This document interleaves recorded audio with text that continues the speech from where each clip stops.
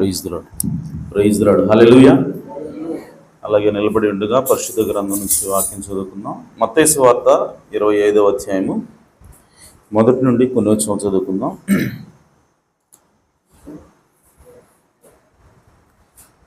మత్తయి సువార్త 25వ అధ్యాయము మొదటి నుండి కొన్ని వచనాలు. పరలోక రాజ్యము తమ దివిటీలు పట్టుకుని పెళ్లి కుమారుని ఎదుర్కొనుటకు బయలుదేరిన 10 మంది కన్యకలను పోలి ఉన్నది. వీరిలో 5 బుద్ధి లేని వారు, 5 బుద్ధి గలవారు. బుద్ధి లేని వారు తమ దివిటీలు పట్టుకుని తమతో కూడా నూనె తీసుకుని పోలేదు. బుద్ధి గలవారు తమ దివిటీలతో కూడా సిద్ధెలలో నూనె తీసుకుని పోయిరి. పెళ్లి కుమారుడు ఆలస్యం చేయగా వారందరూ కునికి నిద్రించుచుండిరి. అర్ధరాత్రి వేళ, ఇదిగో పెళ్లి కుమారుడు, అతనిని ఎదుర్కొన రండి అను కేక వినబడెను. అప్పుడు ఆ కన్యకలందరూ లేచి తమ దివిటీలను చక్కపరచిరి. గాని బుద్ధి లేని ఆ కన్యకలు, మా దివిటీలు ఆరిపోవచ్చున్నవి గనుక మీ నూనెలో కొంచెం మాకు ఇయ్యుడని బుద్ధి గలవారిని అడిగిరి. అందుకు బుద్ధిగల కన్యకలు, మాకును మీకును ఇది చాలదేమో, మీరు అమ్మవారి వద్దకు పోయి కొనుక్కునడని చెప్పిరి. వారు కొనబోచుండగా పెళ్లి కుమారుడు వచ్చెను.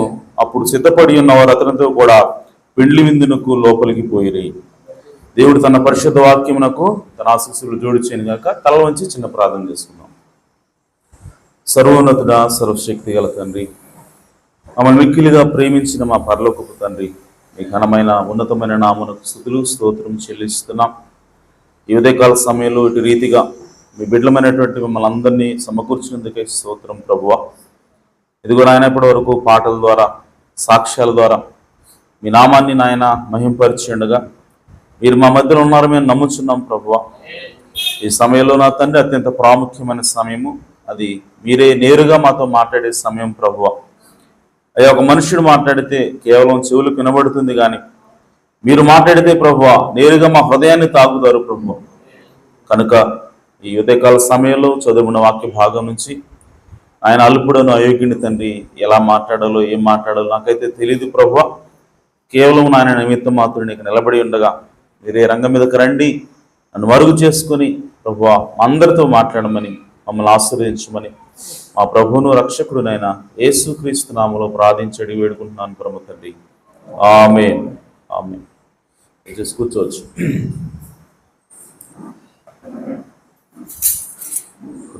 హల్లెలూయా. ప్రభువైన యేసుక్రీస్తు నామములో కూడొచ్చిన పరిశుద్ధులందరికీ కూడా వందనాలు తెలియజేస్తున్నాను. అందరూ బాగున్నారు కదా? దేవునికి స్తోత్రం. మరి సాక్ష్యాలు చెప్పారు, చాలా సంతోషం. మరి అలాగే స్త్రీల ఉపవాస కూడిక విషయంలో మరి పోయిన శుక్రవారం రాష్ట్రం గారు చెప్పింది, మరి అందరూ అలసిపోయి ఉంటారు, ఈరోజు వద్దు క్యాన్సిల్ చేద్దామని. సరే అని చెప్పి నేను మెసేజ్ పెట్టాను. ఆ తర్వాత సహోదరులందరూ కూడా మరి ఏంటి ఈరోజు లేదా అని చెప్పి అడుగుతున్నారు. సో ఆసక్తిని బట్టి నేను చాలా సంతోషించాను. ఎందుకనంటే సహవాసంలో ఉన్నటువంటి గొప్పతనం అదే.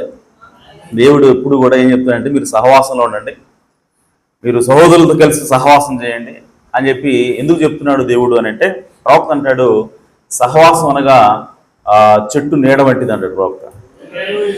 సో సహవాసం ఉన్నప్పుడు మనకి సేవ జరగడానికి అవకాశం దొరుకుతుంది. సో ఒకరితో ఒకళ్ళు కలిసి ఒకళ్ళనొకళ్ళు పురుగులు పోవడానికి అవకాశం ఉంటుంది. అదే సహవాసం అంటే. సో క్రైస్తవులకి సహవాసం అనేది చాలా ప్రాముఖ్యమైనది. సో కాబట్టి ఆ సహవాసాన్ని ఎప్పుడు కూడా మానకూడదు. ప్రతి ఆదివారం, ప్రతి బుధవారం ఎప్పుడు కూటం పెడితే అప్పుడు మనందరం కూడా కలిసి సహవాసం చేయాల్సినటువంటి అవసరం ఉంది. కానీ ఈ రోజుల్లో చాలామంది ఏమంటారంటే, మాకు వర్తమానం ఉంది, మాకు టేపులు ఉన్నాయి, సో కాబట్టి మేము ఇంటి దగ్గరే ఉంటాం, మేము ఎవరితో కలవాల్సిన అవసరం లేదు, ఎవరితో చేయాల్సిన అవసరం లేదు, కలిసిన దగ్గర నుంచి మళ్ళీ టీలని టిఫిన్లని ఖర్చు ఉంటుంది, మళ్ళీ ఇప్పించకపోతే బాధపడతారు, ఇట్లాంటివన్నీ ఉంటాయి మనసులో.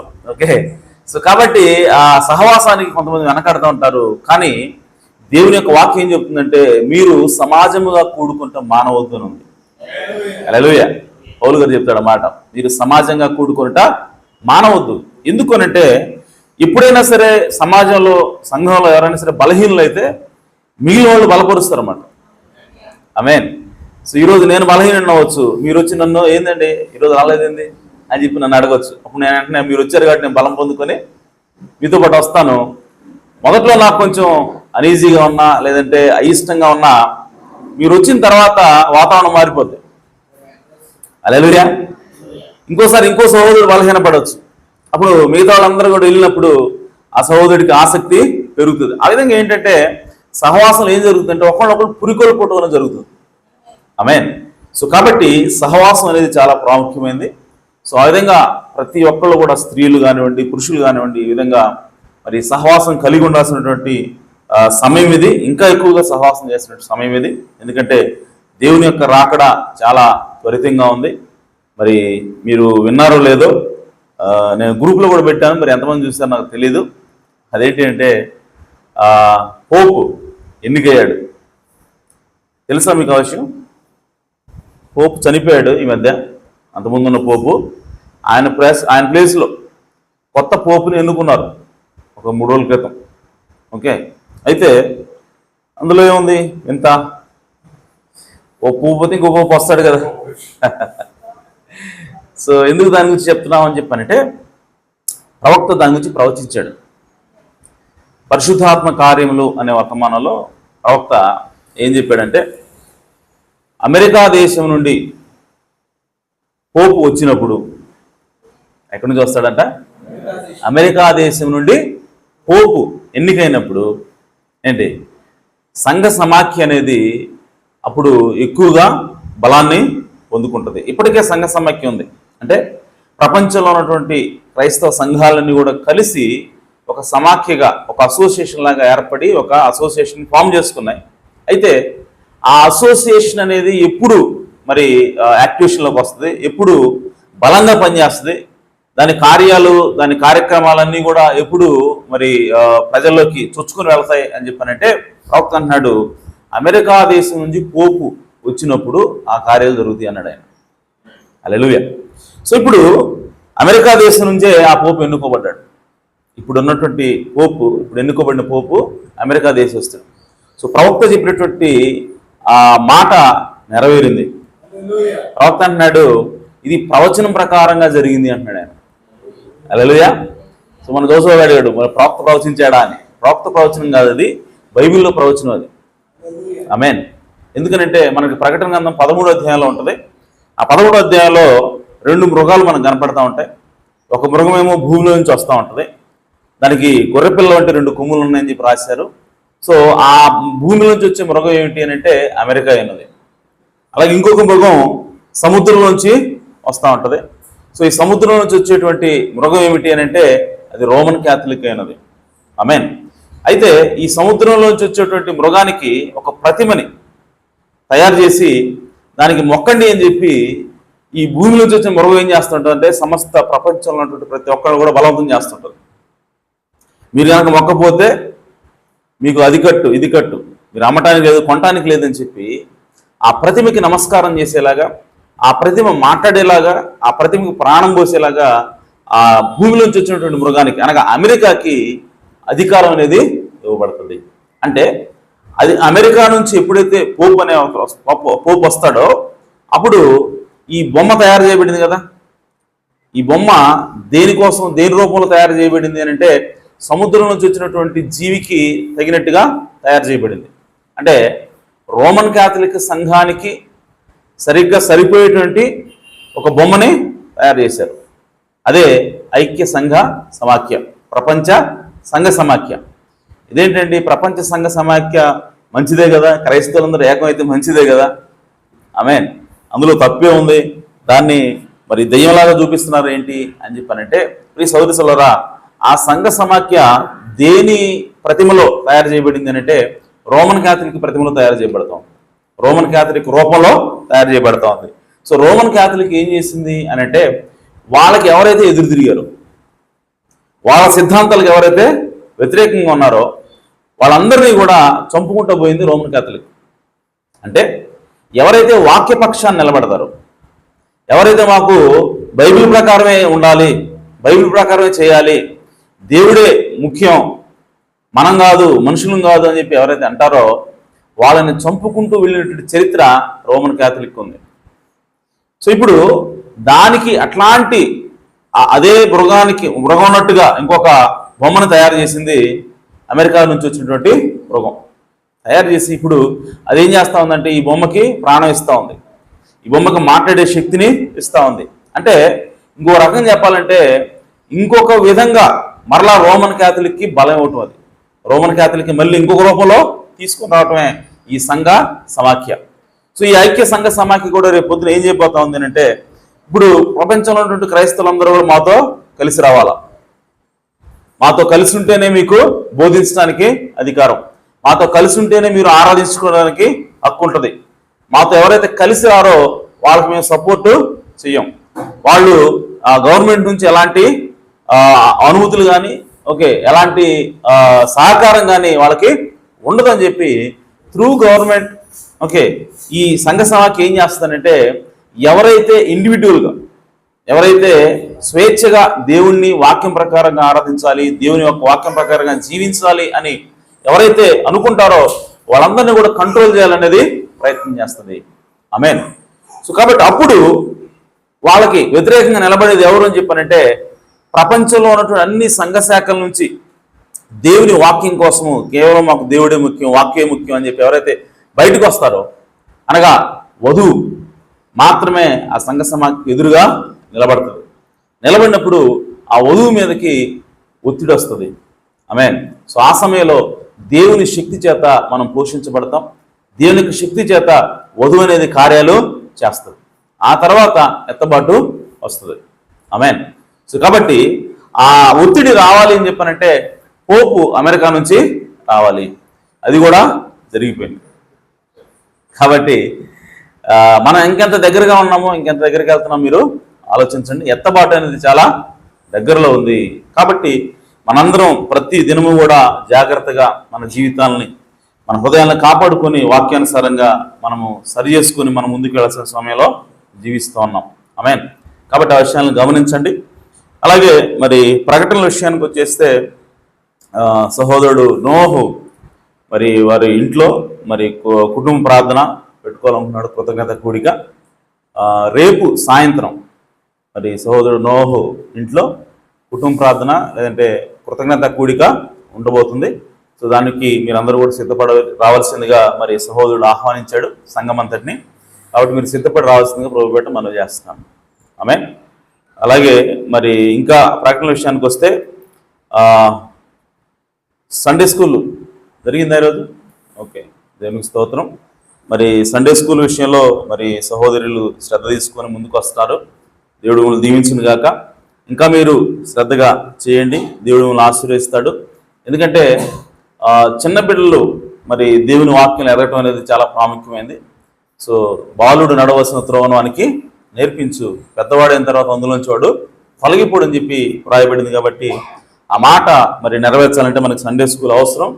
కాబట్టి తల్లిదండ్రులు మరి దాన్ని గమనించి ప్రతిరోజు ప్రతి ఆదివారం కూడా క్రమం తప్పకుండా మీ పిల్లల్ని పంపించండి. మరి దేవుడు వారిని ఖచ్చితంగా దీవిస్తాడు. ఆమేన్. అలాగే ఇంకొక విషయం ఏంటంటే, మరి చేజర్లలో మరి మీటింగ్స్ ఒకరోజు కోట ఏర్పాటు చేయడానికి దేవుడు మరి సహాయం చేశాడు. మరి ఆ రోజు కూటం జరిగినప్పుడు మరి అందరూ కూడా మరి ఆసక్తిగా వచ్చారు, మనం వెళ్ళాం.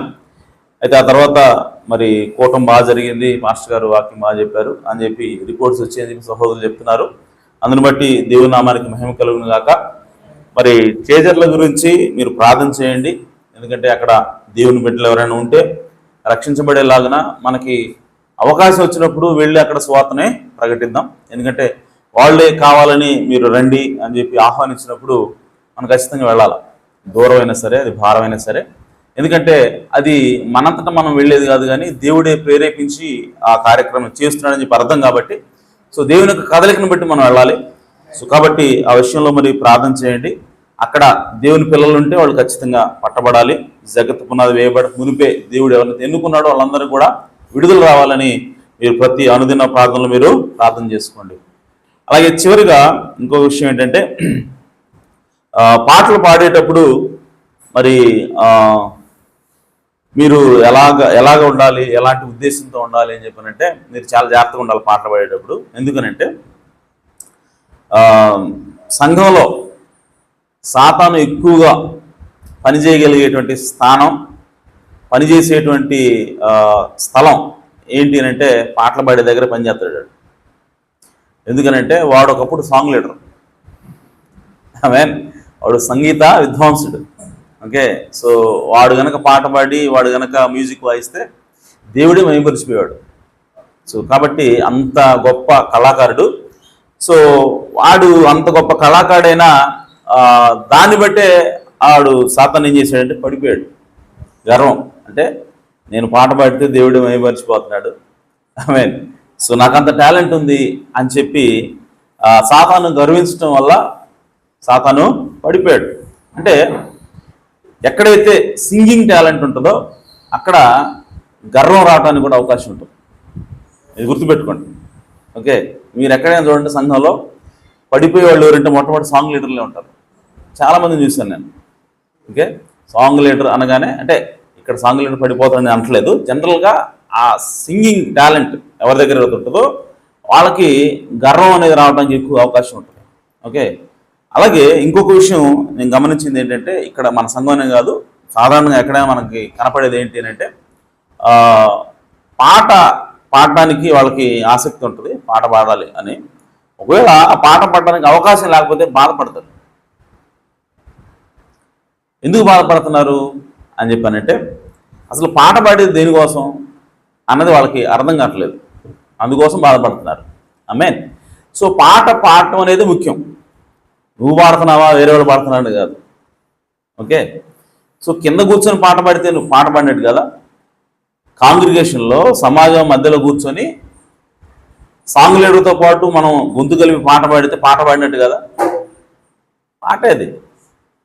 సో దేవుడికి పాడుతున్నాం అది. ఆమేన్. కానీ నాకు పాట వెళ్ళని చెప్పి బాధ వస్తుందంటే అర్థం ఏంటి? అర్థం ఏంటి అని చెప్పానంటే, నేను పాట పాడాలి, నన్ను అందరూ చూడాలి, నన్ను అందరూ పొగడాలి అన్న ఆలోచన ఉండబట్టే బాధ వస్తుంది. ఆమేన్. కానీ పాట పాడేవాళ్ళు, సింగింగ్ టాలెంట్ ఉన్నవాళ్ళు ఎవరైనా సరే ఏం కోరుకోవాలంటే, నేను నా గాత్రాన్ని దేవుడికి ఇవ్వాలి, అంతేగాని నా గాత్రాన్ని బట్టి ప్రజలను సంతోషపరచడానికి కాదు నేను పాడేది. నేను పాడేది ఎవరి కోసం? ఎవరిని సంతోషపరచడం కోసం? దేవుడిని సంతోషపరచడం కోసం. అది ఎక్కడైనా సరే, సమాజంలో కూర్చున్నా దేవుడికే పాడుతున్నా కాబట్టి దేవుడు సంతోషిస్తాడు. ఇక్కడ అవకాశం ఇస్తే ఇక్కడ నిలబడి పాడినా నేను దేవుడికే పాడతాను కాబట్టి దేవుడు సంతోషిస్తాడు. సో కాబట్టి ఆ దృక్పథం మనకు ఉండాలి. ఆ దృక్పథం ఉన్నప్పుడు పాట ఇచ్చినా సంతోషం, ఇవ్వకపోయినా సంతోషం. ఆమేన్. కాబట్టి ఆ విషయాన్ని గుర్తించండి. ఎందుకంటే సాతాను చాలా ఈజీగా పనిచేయగలిగేటువంటి ఒక స్థలం అది. ఆమేన్. సో సింగింగ్ టాలెంట్ ఉన్నవాళ్ళు ఆ విధంగా వాళ్ళు ప్రజల మెప్పు కోసం పాడవద్దు. ఎప్పుడు ప్రజలు నన్ను మెచ్చుకోవాలి, సో నేను పాడితే ఉర్రూతలోగాల వద్దు. దేవుడు సంతోషించాలి. ఆమేన్. సో దేవుడు ఎప్పుడు సంతోషిస్తాడు అని అంటే, హృదయపూర్వకంగా ఆయనకి పాడినప్పుడు దేవుడు సంతోషిస్తాడు. అంతేగాని ప్రజల కోసం పాడితే దేవుడు సంతోషించాడు. ఆమేన్. అలాగే వాక్యం చెప్పేవాడు కూడా, వర్తమానం చెప్పేవాడు కూడా ఎవరిని సంతోషపెట్టడానికి మనం వాక్యం చెప్పాలి? ప్రజలందరూ కూడా నన్ను మెచ్చుకోవాలా, ప్రజలందరూ కూడా అసలు ఏం చెప్పాడండి పాస్టర్ గారు, అసలు మౌలుడు కదా అని అనాలి అన్న ఉద్దేశంతో నువ్వు వాక్యం చెబితే అది దేవునికి మహిమ కాదు. ఆమేన్. సో అలాంటి ఆలోచన కలిగిన వాళ్ళ యొక్క ఆరగించి చూడండి. ఎప్పుడైనా మీరు గమనించండి, ఏదైనా కోటానికి పోయి ఒక 10 మంది పాస్టర్లు ఉన్నారనుకో, ఓకే, ఆయనకు వాక్యం అయిపోతే ఫీల్ అవుతాడు. నిజం, ఆయనకు వాక్యం అయిపోతే ఫీల్ అవుతాడు. ఏంది, నేను ఇంత పెద్ద పాస్టర్ గారిని, నేను వచ్చాను, నన్ను వాడుకోకపోతే ఎట్టా అని ఫీల్ అవుతారు. కానీ అక్కడ దేవుడు ఎవరిని వాడుకోవాలో వాడు వాడుకుంటాడు. దేవుడు నిన్ను వాడుకోవాలని దేవుడు డిసైడ్ అయితే ఎవడో నాపేవాడు ఉన్నాడా? లేడు కదా. సో నీకు రాలేదంటే అర్థం ఏంటి? దేవుడు డిసైడ్ కాలేదండి. సో అలాంటి మనం బాధపడాల్సిన అవసరం లేదు. కానీ ఆ వాక్యం చెప్పే తలాంతున్న వాళ్ళకి కూడా ఈ యొక్క ఆలోచన ఉన్నప్పుడు, నిన్ను అందరూ మెచ్చుకోవాలి, నన్ను అందరూ పొగడాలి, సో అందరినీ కూడా నేను వృతులగించాలి అన్న ఉద్దేశం కనుక ఉంటే ఏమొస్తుందంటే గర్వం వస్తుంది. అంతపాటు గర్వం వస్తుంది. ఒకవేళ అవకాశం ఇవ్వకపోతే కోపం వస్తుంది, అవతలని తిడతాం, సో అన్నీ జరుగుతాయి ఆటోమేటిక్గా. ఓకే, కాబట్టి మనము ఎల్లప్పుడూ కూడా దీనులుగా ఉండాలి. ఆమేన్. సో అందుకోసం దేవుని యొక్క రాయబడింది, మీరు బలిష్ఠుడైనటువంటి దేవుని చేతి కింద దీన మనస్కులై ఉండండి. సమయం వచ్చినప్పుడు దేవుడు మిమ్మల్ని లేపుతాడు. హల్లెలూయా. సో సమయం వచ్చినప్పుడు దేవుడే లేపాలి మిమ్మల్ని. అప్పటివరకు మనం ఏం చేయాలి? దీన మనస్కులుగా ఉండాలి. లేపిన తర్వాత మీరు గర్వపడండి అని కాదు దాని అర్థం. ఆమేన్. కొంతమంది లేపిన తర్వాత గర్వపడే వాళ్ళు ఉన్నారు, చాలా మంది ఉన్నారు. ఓకే, ప్రవక్త అంటాడు స్టార్టింగ్లో సేవ ప్రారంభంలో చాలా దీనులుగా ఉంటారంట. ఎవరు ఏం చెప్పినా వింటారు, తీసుకుంటారు, అన్నీ బాగానే ఉంటాయి, అన్నీ వింటారంట. కానీ ఎప్పుడైతే వాళ్ళని ఆశీర్వించడం ప్రారంభిస్తాడో దేవుడు, వాళ్ళకి ఎప్పుడైతే సంఘం పెరుగుతుందో, ఆదాయం పెరుగుతుందో, ఆమేన్, కార్లు, బైకులు ఇవన్నీ వస్తాయో అప్పుడు ఆటోమేటిక్గా గర్వం వస్తుంటారు. గర్వం వచ్చి పడిపోతారు. అంటే అప్పటిదాకా దేవుని చేతి కింద అణిగిమణిగి ఉన్న వ్యక్తులు ఒక్కసారి ఆశీర్వాదం రాగానే వాళ్ళు ఏం చేస్తున్నారంటే గర్వంతో పడిపోతారు అని చెప్పి ప్రవక్త అంటున్నాడు. కాబట్టి మనం ఎల్లప్పుడూ కూడా దేవుని సన్నిధిలో దీనులుగా ఉండాలి. నువ్వు పాట పాడినా దేవుడి కోసం పాడాలి, ప్రజల కోసం కాదు. నువ్వు వాక్యం చెప్పినా దేవుని కోసం, దేవుని మనసు, దేవుని యొక్క లీడింగ్ ప్రకారం నువ్వు చెప్పాలి తప్ప, ఆమేన్, నీ గొప్ప కోసం, నీ మెప్పు కోసం ఎప్పుడు కూడా దృష్టిలో పెట్టుకొని వాక్యం చెప్పకూడదు. అలా చెప్తే సాతానుడు సిద్ధంగా ఉంటాడు పట్టుకోవడానికి. ఆమేన్. కాబట్టి ఆ విషయాలను గమనించండి. పాఠానికి మీరు పేరు ఇవ్వండి ముందుగానే. సో ఆ సమయాన్ని బట్టి, పరిస్థితులను బట్టి, మరి ఎంత సమయం ఉంది, పాడేవాళ్ళు ఎంతమంది ఉన్నారు, దాన్ని బట్టి సాంగ్ లీడర్ గారు ఇక్కడ మరి దేవుని యొక్క ఆత్మ చేత ఆయన ఎవరికి అవకాశం ఇవ్వాలో వాళ్ళకి ఇస్తారు, ఎక్కడ ఆపాలో అక్కడ ఆపుతాడు. సో దాన్ని బట్టి మనకి ఎలాంటి బాధలు అనేవి ఉండవు. ఈరోజు నాకు అవకాశం రాలేదు, నేను బాధపడాల్సిన అవసరం లేదు, ఎందుకంటే నెక్స్ట్ వీక్ నాకు అవకాశము వస్తుంది. రాకపోయినా సంతోషం, ఎందుకంటే నేను కాంగ్రిగేషన్లో ఉండి సమాజం మధ్యలో కూర్చొని నేను కూడా పాట పాడుతున్నాను కదా. ఆమేన్. సో నేను పాట పాడేది ఎవరికి? దేవుడికే కదా. కింద కూర్చొని పాడిన దేవుడికే, ఎండలబడి పాడిన దేవుడికే. కాబట్టి ఇక బాధ అనేది ఉండదు. కాబట్టి ఆ దెయ్యాన్ని రానియకుండా మరి జ్ఞానంతో మనము మసులుకోవాలి. ఈ విషయాన్ని గుర్తుపెట్టుకోవాల్సింది ప్రభుపేట మనం చేస్తున్నాను. ఆమేన్. సరే, మంచిది. మరి ఈ సమయంలో వాక్యంలోకి వెళదాం.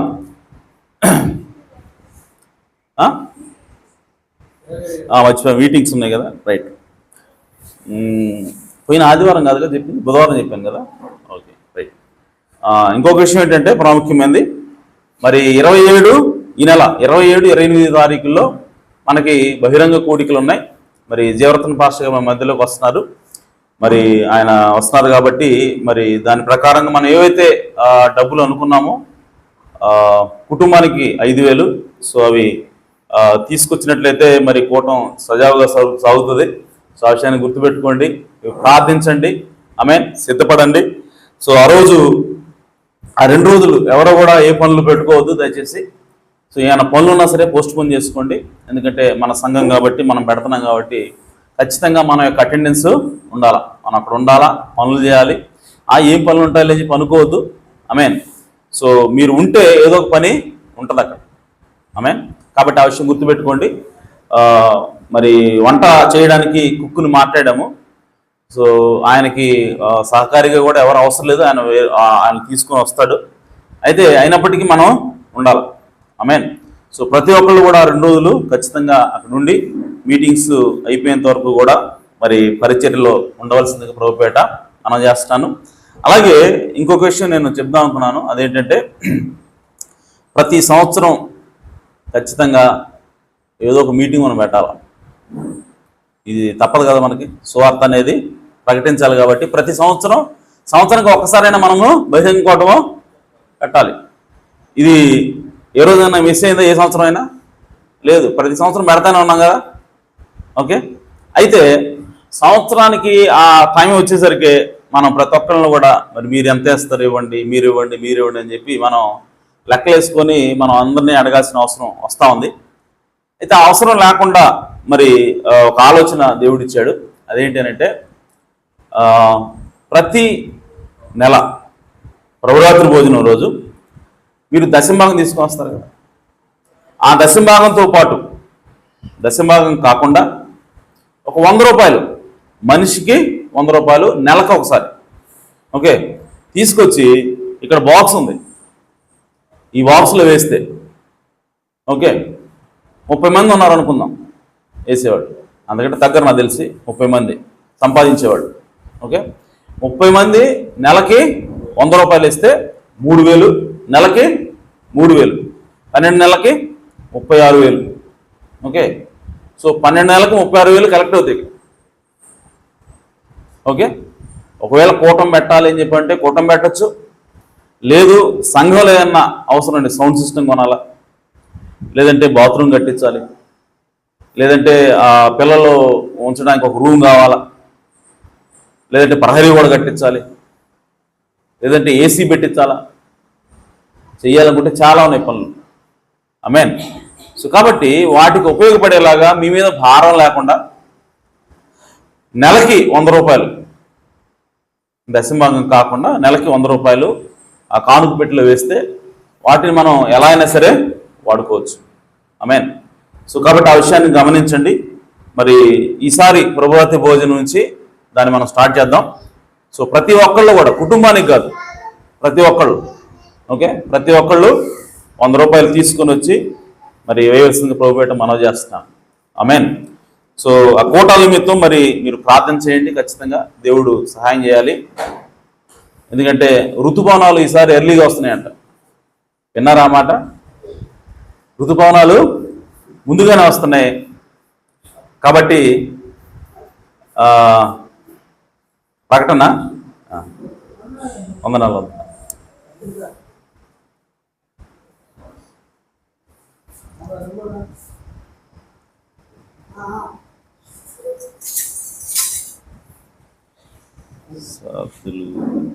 ఓకే,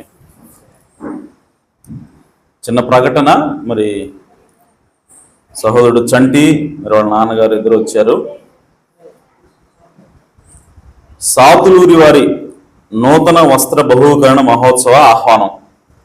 మా చిరంజీవులు సుధారాణి లోకేష్లకి ఈ నెల 12వ తారీఖు సోమవారం నూతన వస్త్ర బహుకరణ కారంపూడి పాత సినిమా హాల్ సెంటర్ నందు జరపబడును. మధ్యాహ్నం 12 గంటలకి విందుంటుంది. కావున తామెల్లరూ తప్పక విచ్చేసి మా చిరంజీవులను ఆశీర్వదించి మా ఆతిథ్యం స్వీకరించ ప్రార్థన. నాగేంద్రం, తాతయ్య, నాయనమ్మ, సాతులూరి సుధాకర్ లేటు, అలాగే తాతయ్య, అమ్మమ్మ, తాళపోగు కోటయ్య, రూతమ్మ, నాగేంద్రం, తాతయ్యలు, నాయనమ్మలు, బాబాయి, పిన్నిలు, తల్లిదండ్రులు సాతులూరి రత్నం, బాబు. సో కాబట్టి 12వ తారీఖు సోమవారం వచ్చింది. సో మరి ఆ విషయాన్ని గమనించి మరి కారంపూడిలోనే కాబట్టి మరి మనందరం కూడా వెళదాం. ఆహ్వానించారు చర్చి దగ్గరకు వచ్చి, వాళ్ళని దేవుడు దీవించును గాక. ఆమేన్. ఆ ఇద్దరు చిరంజీవులు కూడా దేవుడు దీవించును గాక. ఆమేన్. అలాగే నేను ఎప్పటి నుంచో చెబుదాం అనుకుంటున్నాను, ఈరోజు మరి సమయం వచ్చింది, చెప్తున్నాను. అదేంటంటే సహోదరుడు చంటి ఈ మధ్య కాలంలో మనకి ఎండాకాలం బాగా మరి దేవుని పిల్లలు ఇబ్బంది పడుతున్నారు, మంచినీళ్ళు తాగడానికి వేడి నీళ్ళు అన్నీ అవుతున్నాయి, కాబట్టి చల్లటి నీళ్ళు తాగాలని చెప్పి సహోదరుడు చంటి ఒక కూలింగ్ క్యాన్ బహుకరించాడు. దేవుడు తన సహోదరుని దీవించును గాక. అలాగే మరి ప్రతి ఆదివారం కూడా మీరు వెళ్ళండి, సుబానీ దగ్గరికి వెళ్ళి కూలింగ్ వాటర్ పట్టుకోండి, అది కూడా నా ఖాతాలోనే రాసుకోండి, వాటికి కూడా నేనే డబ్బులు ఇస్తానని చెప్పాడు. సో కాబట్టి ఆ కూలింగ్ క్యాన్ నిమిత్తం దేవుడు సహోదరుని దీవించును గాక. ఆమేన్. సరే, మంచిది. మరి వాక్యంలోకి వెళదాం. మరి ప్రకటనలు అంతే అవి. ఓకే, ప్రార్థన కూటం కోసం ప్రార్థన చేయండి. ఎందుకనంటే ఋతుపవనాలు ముందే వస్తున్నాయి, అంటే వర్షాలు ముందే వస్తున్నాయి. సో 27వ తారీఖుకి కేరళలో ఎంటర్ అవుతాయంట. ఓకే, వాతావరణ శాఖ నివేదిక ప్రకారం కేరళలో 27వ తారీఖుకి ఎంటర్ అవుతాయి. మరి మన రాష్ట్రంకి వచ్చేసరికి కొంత టైం పడుతుంది. మరి అయినా సరే ఏమన్నా చిరుజల్లు కురుస్తే మనకు తెలియదు వాతావరణం ఎలా ఉంటుందో. సో దాని కొరకు మరి ఆ 27, 28 ఈ 2 రోజుల్లో ఆటంకం కలగకుండా మరి ప్రార్థన చేయవలసిందిగా ప్రతి ఒక్కరు కూడా తమ వ్యక్తిగత ప్రార్థనలో దాన్ని జ్ఞాపకం చేసుకోవాల్సిందిగా ప్రభుపేట మనం చేస్తున్నాం. ఆమేన్. ఓకే,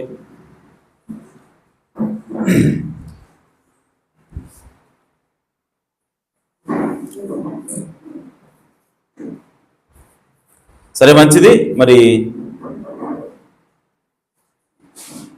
వాక్యంలోకి వెళ్దాం. చదువుకున్న వాక్య భాగం నుంచి చిన్న అంశం ఏంటంటే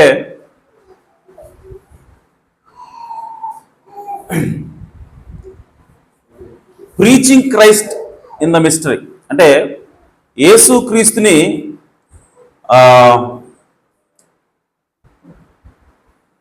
మర్మమైన క్రీస్తుని ప్రకటించటం. ఏంటి? మర్మమైన క్రీస్తుని ప్రకటించటం అంటే మర్మం కాని క్రీస్తు కూడా ఉన్నాడని అర్థం. మర్మం కాని ఓపెన్గా అందరికీ తెలిసినటువంటి క్రీస్తు అనగా వాక్యం ఉన్నదని, అలాగే మర్మంగా ఉన్నటువంటి వాక్యం కూడా ఉన్నది. సో ఇప్పుడు మనం దేన్ని ప్రకటించాలి అనంటే మర్మమైనటువంటి వాక్యాన్ని ప్రకటించాలా, మర్మమైనటువంటి క్రీస్తుని ప్రకటించాలా. ఆమేన్. సో పోయినసారి మనం చెప్పుకున్నాం అదేంటంటే 2వ నూనె. పోయిన ఆదివారం ఏం చెప్పుకున్నాం? 2వ నూనె, లేదంటే సిద్ధిలో ఉన్న నూనె. సో ఈ బుద్ధిగల కన్యకలు, బుద్ధి లేని కన్యకలు, వీళ్ళిద్దరు కూడా కన్యకలే. వాళ్ళు యేసుక్రీస్తుకి ప్రదానం చేయబడ్డారు. వాళ్ళు యేసుక్రీస్తుని కలుసుకోవడానికి వెళుతున్నప్పుడు వాళ్ళు ఆ దీపాల్లో వాళ్ళకి ఆల్రెడీ కొంత నూనె ఉన్నది. ఆ దీపం ఆ నూనెతోటి దీపాలు వెలుగుతూ ఉన్నాయి. అయితే బుద్ధిగల వాళ్ళు ఎందుకు బుద్ధిగల వాళ్ళు అని పిలువబడతా ఉన్నారు అని చెప్పానంటే ఆ దీపాల్లో ఉన్నటువంటి నూనెతో పాటు వాళ్ళకి ఎక్స్ట్రా నూనె కూడా తీసుకుపోతున్నారు వాళ్ళు. ఆమేన్. కాబట్టి వాళ్ళని బుద్ధిగల వాళ్ళు అని చెప్పి రాశారు. ఆమేన్. అయితే ప్రియ సోదరి సోదరులారా, ఆ నూనె, ఆ ఎక్స్ట్రా నూనె, 2వ నూనె ఏమిటి అని చెప్పానంటే బైబిల్లో మనం చూస్తున్నాము వ్రాయబడినటువంటి వాక్యము అనగా ఓపెన్గా వ్రాయబడినటువంటి వాక్యం ఉన్నది, అలాగే ముద్రించబడినటువంటి వాక్యం ఉన్నది. ఆమేన్. దానియేలుకు దేవుడు చెప్తున్నాడు, ఇదిగో నీవు రాసిన సంగతులకు ముద్రవై, ఇవి అంత్య దినాల్లో బయలుపరచబడతాయి. అంటే కొంత వాక్యం ఉన్నది, కొంత దేవుని మాటలు ఉన్నాయి. అవి అందరికీ కూడా అన్ని కాలాల్లో కూడా అందుబాటులో ఉండే వాక్యం కాదు. కొంత వాక్యము దాచబడతా ఉన్నది, కొంత వాక్యం మరుగు చేయబడతా ఉన్నది. ఆ వాక్యము చివరి కాలంలో తెరవబడతా ఉన్నది. హల్లెలూయా. అయితే ఇప్పుడు ఆ చివరి కాలంలోనే మనం ఉన్నాం. ఇదే కాలము చివరి కాలం.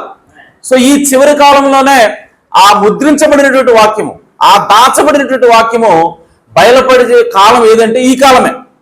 హల్లెలూయా. కాబట్టి ఈరోజు మనము క్రీస్తుని ఎలా బోధించాలి, క్రీస్తుని ఎలా ప్రకటించాలి అని చెప్పానంటే మనము ఆ మర్మమైనటువంటి క్రీస్తుని ప్రకటించాలి. హల్లెలూయా. దాచబడినటువంటి క్రీస్తుని మనము ప్రకటించాలి. ఎందుకు అనంటే ఓపెన్గా ఉన్నటువంటి క్రీస్తు ఎవరు అనంటే ఈ బైబిలే. హల్లెలూయా. ఓపెన్గా అందరికీ అందుబాటులో ఉన్నటువంటి వాక్యము, అందరికీ అందుబాటులో ఉన్నటువంటి క్రీస్తు ఈ బైబిలే అన్నాడు. ఆమేన్. సో ఈ బైబిల్ని అందరూ కూడా బోధిస్తున్నారు, అందరూ కూడా బోధించవచ్చు. ప్రతి సంఘ శాఖ, వధువు అందరూ బోధిస్తారు. కానీ దానివల్ల ఇప్పుడు ప్రయోజనం లేదు. ఆమేన్. ప్రవక్త అన్నాడు, ఈరోజు దేవుడు ఒకప్పుడు విమోచకుడిగా ఉన్నాడు, ఒకప్పుడు రక్షకుడిగా ఉన్నాడు. ఆమేన్. ఇప్పుడు దాంతో పాటు ఆయనకు ఒక కొత్త పేరు ఇవ్వబడింది అంటున్నాడు. హల్లెలూయా. దేవునికి ఒక కొత్త పేరు ఇవ్వబడింది. సో ఆ కొత్త పేరు తెలుసుకోవాలి. ఇప్పుడు మనం దేవునికి ఇవ్వబడినట్టు ఆ కొత్త పేరు తెలుసుకోవాలంటే ప్రవక్త అన్నాడు, అది ఉరుముల్లో దాచబడి ఉన్నది అన్నాడు. ఆమేన్. సో ఇప్పుడు దేవుని యొక్క కొత్త పేరు తెలుసుకోవాలి, అనగా దేవుని యొక్క కొత్త స్వభావం తెలుసుకోవాలి అని చెప్పానంటే మనం ఉరుముల్ని వినవలసి ఉన్నది. ఉరుముల లోపల దాచబడినటువంటి వాక్యాన్ని మనం తెలుసుకోవాల్సిన అవసరం ఉంది. ఆమేన్. అది తెలుసుకోకపోతే ఏమవుతుంది అని చెప్పారంటే మన శరీరాలు మార్పు చెందవు, మన జీవితాలు మార్పు చెందవు. సో మన జీవితాలు మార్పు చెందాలన్నా, మనం పరిపూర్ణులుగా మారాలి అన్నా మనకి ఏమవసరం అంటే దాచబడినటువంటి వాక్యము మనం తెలుసుకోవాల్సిన అవసరం ఉన్నది. హల్లెలూయా. అయితే ఈ బుద్ధి లేని కన్యకలు, బుద్ధి గల కన్యకలు వీళ్ళందరూ కూడా వెళ్తా ఉన్నారు. వెళ్తున్నప్పుడు ఇక్కడ మనం చదువుకున్నాం, అక్కడ 25వ అధ్యాయం, మత్తయి సువార్త 25వ అధ్యాయం 1వ వచనం చదువుకున్నాం. పరలోక రాజ్యము తమ దివిటీలు పట్టుకుని పెండ్లి కుమారుని ఎదుర్కొంటకు బయలుదేరిన 10 మంది కన్యకలను పోలి ఉన్నది. సో 3వ వచనం, బుద్ధి లేని వారు తమ దివిటీలు పట్టుకుని తమతో కూడా నూనె తీసుకుని పోలేదు. 5వ వచనం చూడండి, పెండ్లి కుమారుడు ఆలస్యము చేయగా ఏం చేస్తాడంట, వీళ్ళు కలుసుకోవాలనుకున్నది ఎవరిని? పెళ్లి కుమారుడిని. ఆమేన్. అంటే ఒక పురుషుడు కలుసుకోవడానికి పోవట్లేదు, వీళ్ళు పెళ్లి కుమారుడు కలుసుకోవడానికి పోతా ఉన్నారు. అంటే వాళ్ళకి ఆల్రెడీ ఎంగేజ్మెంట్ అయింది. సో అయితే పెళ్లి కుమారుడు ఆలస్యం చేయగా, పెళ్లి కుమారుడు ఏం చేస్తున్నాడు? ఆలస్యము చేస్తున్నాడు. చేయగా వారందరూ కునికి నిద్రించుచుండిరి. ఆమేన్. అంటే ప్రియ సోదరి సార్, ఇక్కడ ఏమవుతా ఉంది అంటే ఇక్కడ ఒక విషయం మనం గమనించాలి. అదేంటంటే యేసుక్రీస్తు కోసం అందరూ ఎదురు చూస్తున్నారు. బుద్ధి లేని కన్యకలు ఎదురు చూస్తున్నారు, బుద్ధి గల కన్యకలు ఎదురు చూస్తున్నారు. కానీ దేవుడు ఎదురు చూస్తున్నారు కదా అని చెప్పి ఆ పెళ్లి కుమారుడు వెంటనే రావట్లా. ఇక్కడ గమనించాల్సింది ఏంటంటే పెళ్లి కుమారుడు నా కోసం ఎదురు చూస్తున్నారు వాళ్ళని చెప్పి వెంటనే రావట్లా. ఆయన ఏం చేస్తున్నాడంటే ఆలస్యం చేస్తున్నాడు. ఆమేన్. సో ఆలస్యం చేసినప్పుడు ఏమవుతుంది? ఎందుకు ఆలస్యం చేస్తున్నాడు దేవుడు? ఆమేన్. ఎందుకు ఆలస్యం చేస్తున్నాడు అని చెప్పానంటే ఇక్కడ 2 విషయాలు ఉన్నాయి ఆలస్యం చేయడానికి. ఆమేన్. ఒకటేమిటి అని చెప్పానంటే ఆలస్యం చేసినప్పుడు ఎదుటి వాళ్ళ యొక్క స్వభావం, అసలు స్వభావం ఏంటో బయటపడుతుంది. ఏంటంట? ఆలస్యం చేసినప్పుడు ఎదుటివాడి యొక్క అసలు స్వభావము బయటపడుతుంది. ఎందుకంటే మనకి ఇంకొక సువార్తలో యేసు చెప్తున్నాడు, ఆ ఉపమానంలో ఆయన అన్నాడు, మత్తయి సువార్త 24వ అధ్యాయం తీయండి ఒకసారి. ఇక్కడ ఒక యజమానుడు ఉన్నాడు, ఆయన దేశాంతరం పోయాడు. 24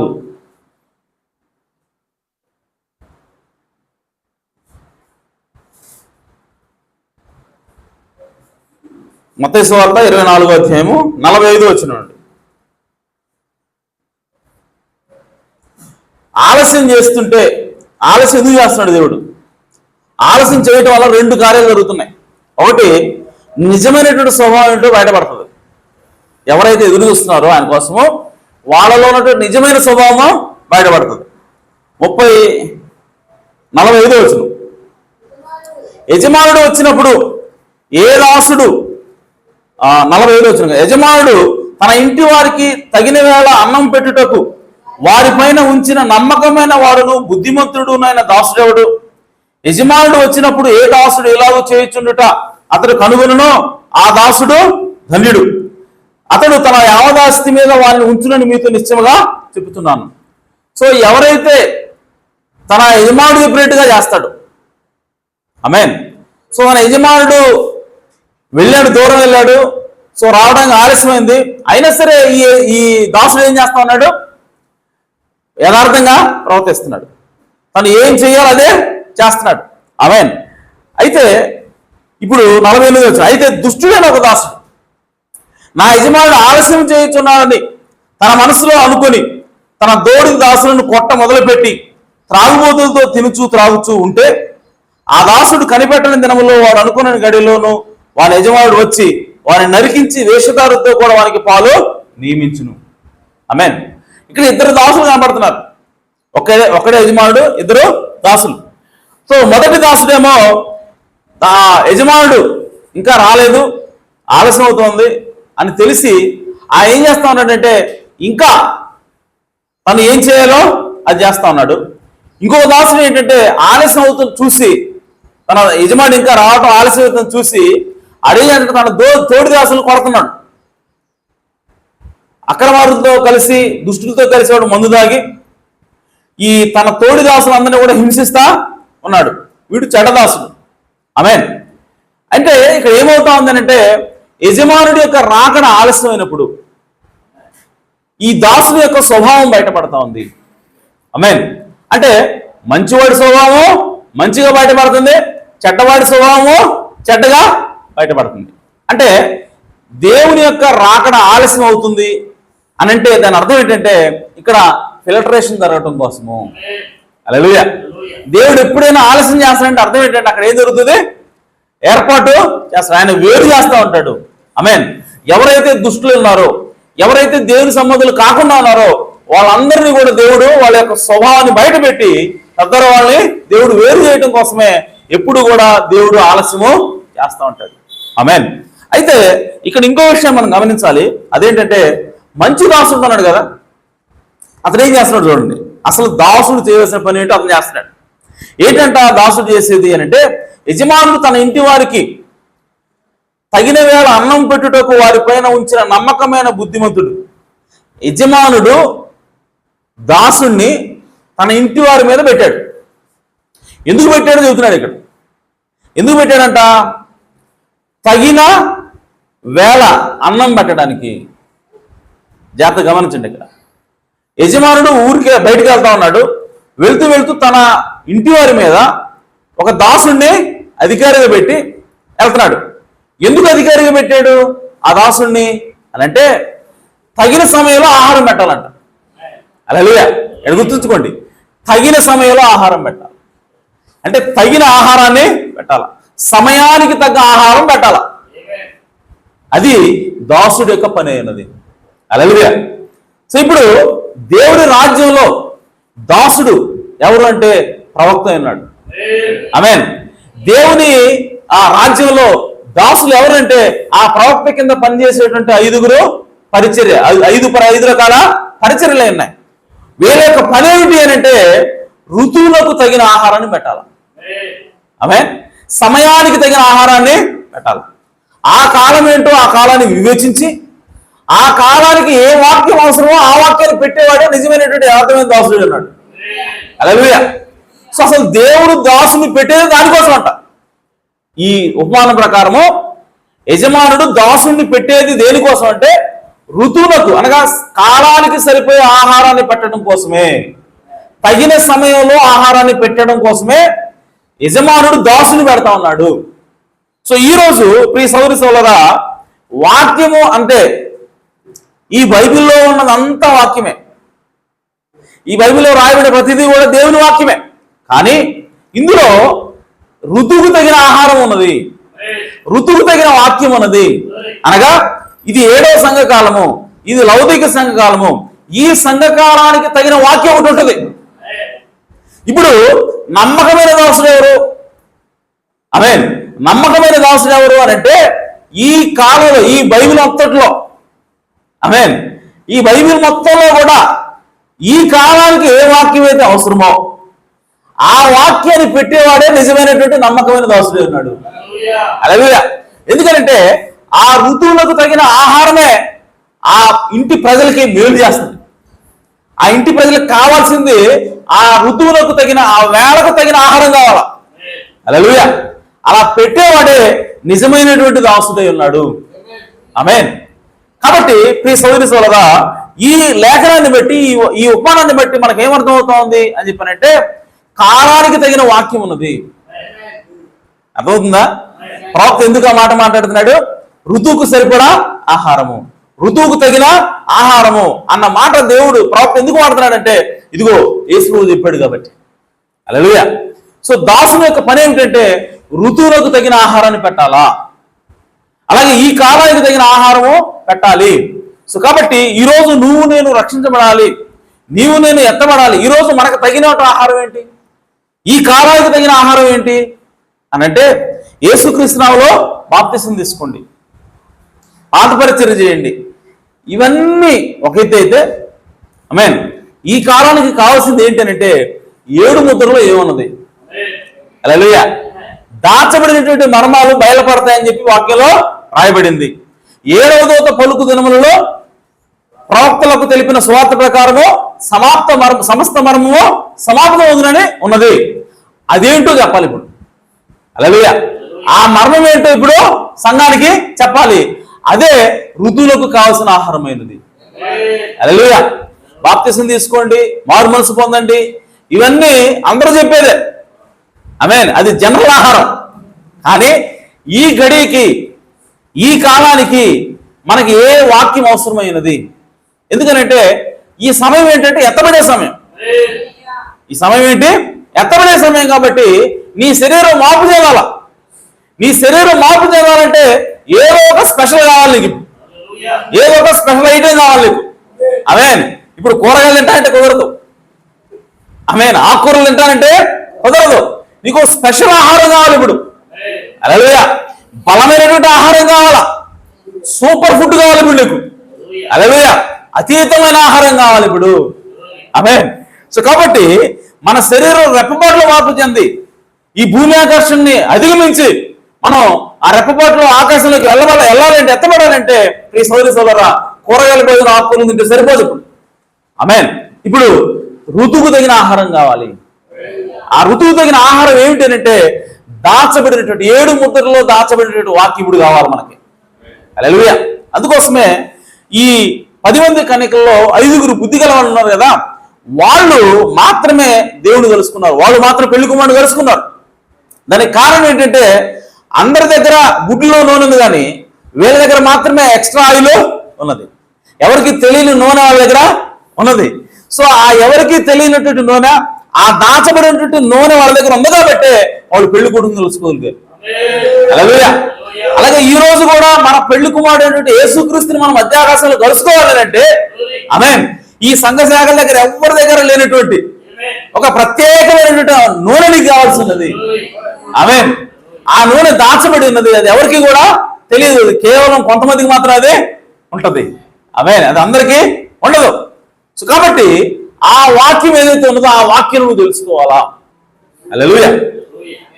కాబట్టి ప్రియ సోదరి సోదరా, ఆ పెళ్లి కుమారుడి కోసం వాళ్ళు ఎదురు చూస్తున్నప్పుడు ఇక్కడ వాళ్ళు పెళ్లి కుమారుడు ఆలస్యం చేస్తున్నాడు. కాబట్టి ఇప్పుడు ఏమవుతుందంటే మంచివాడు ఎవడు అనగా ఋతువుకు తగిన ఆహారాన్ని ఎవరు పెడుతున్నాడు తెలిసిపోతుంది.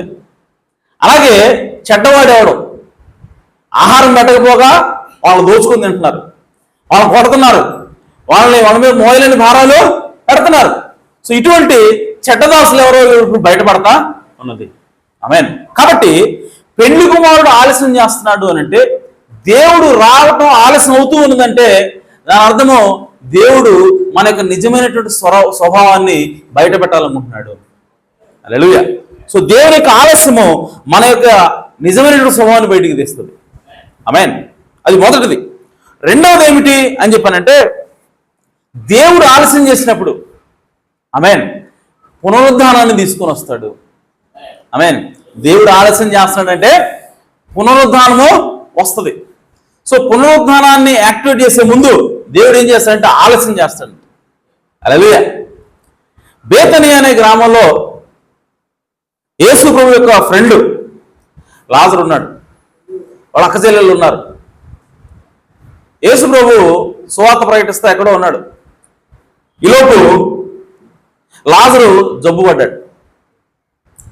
ఆ విషయము యేసు ప్రభుకి తెలియజెప్పారు.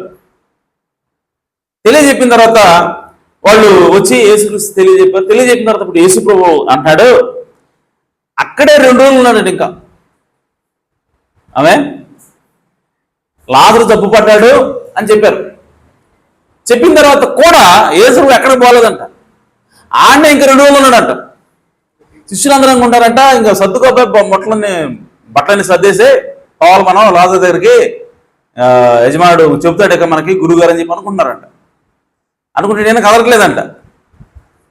కదలకపోతే చెప్తున్నాడు, ఏంది గారు చెప్పారు కదా లాజరు బాగాలేదు, మరి మన ఫ్రెండ్ కదా, మీకు అత్యంత సన్నిహితుడు కదా అని చెప్పానంటే ఆయన ఏం మాట్లాడలేదంట. ఆమేన్. ఎక్కడ బయలుదేరేది, కూర్చోండి వెళ్ళాలి అంటున్నాడంట. ఆమేన్. సో లాజరు జబ్బు పడ్డాడని తెలిసిన తర్వాత కూడా యేసుక్రీస్తు ఆలస్యం చేస్తా ఉన్నాడు. యేసుక్రీస్తు జాగు చేస్తా ఉన్నాడు. ఆమేన్. ఎందుకు అనంటే ఆయన అన్నాడు ఇంకా దేవుని కుమారుడు మహింపరచినటువంటి అవసరమో ఉన్నది, అందుకోసం ఈ జబ్బు వచ్చింది అని చెప్పాడు. వాళ్ళకి అర్థం కాల.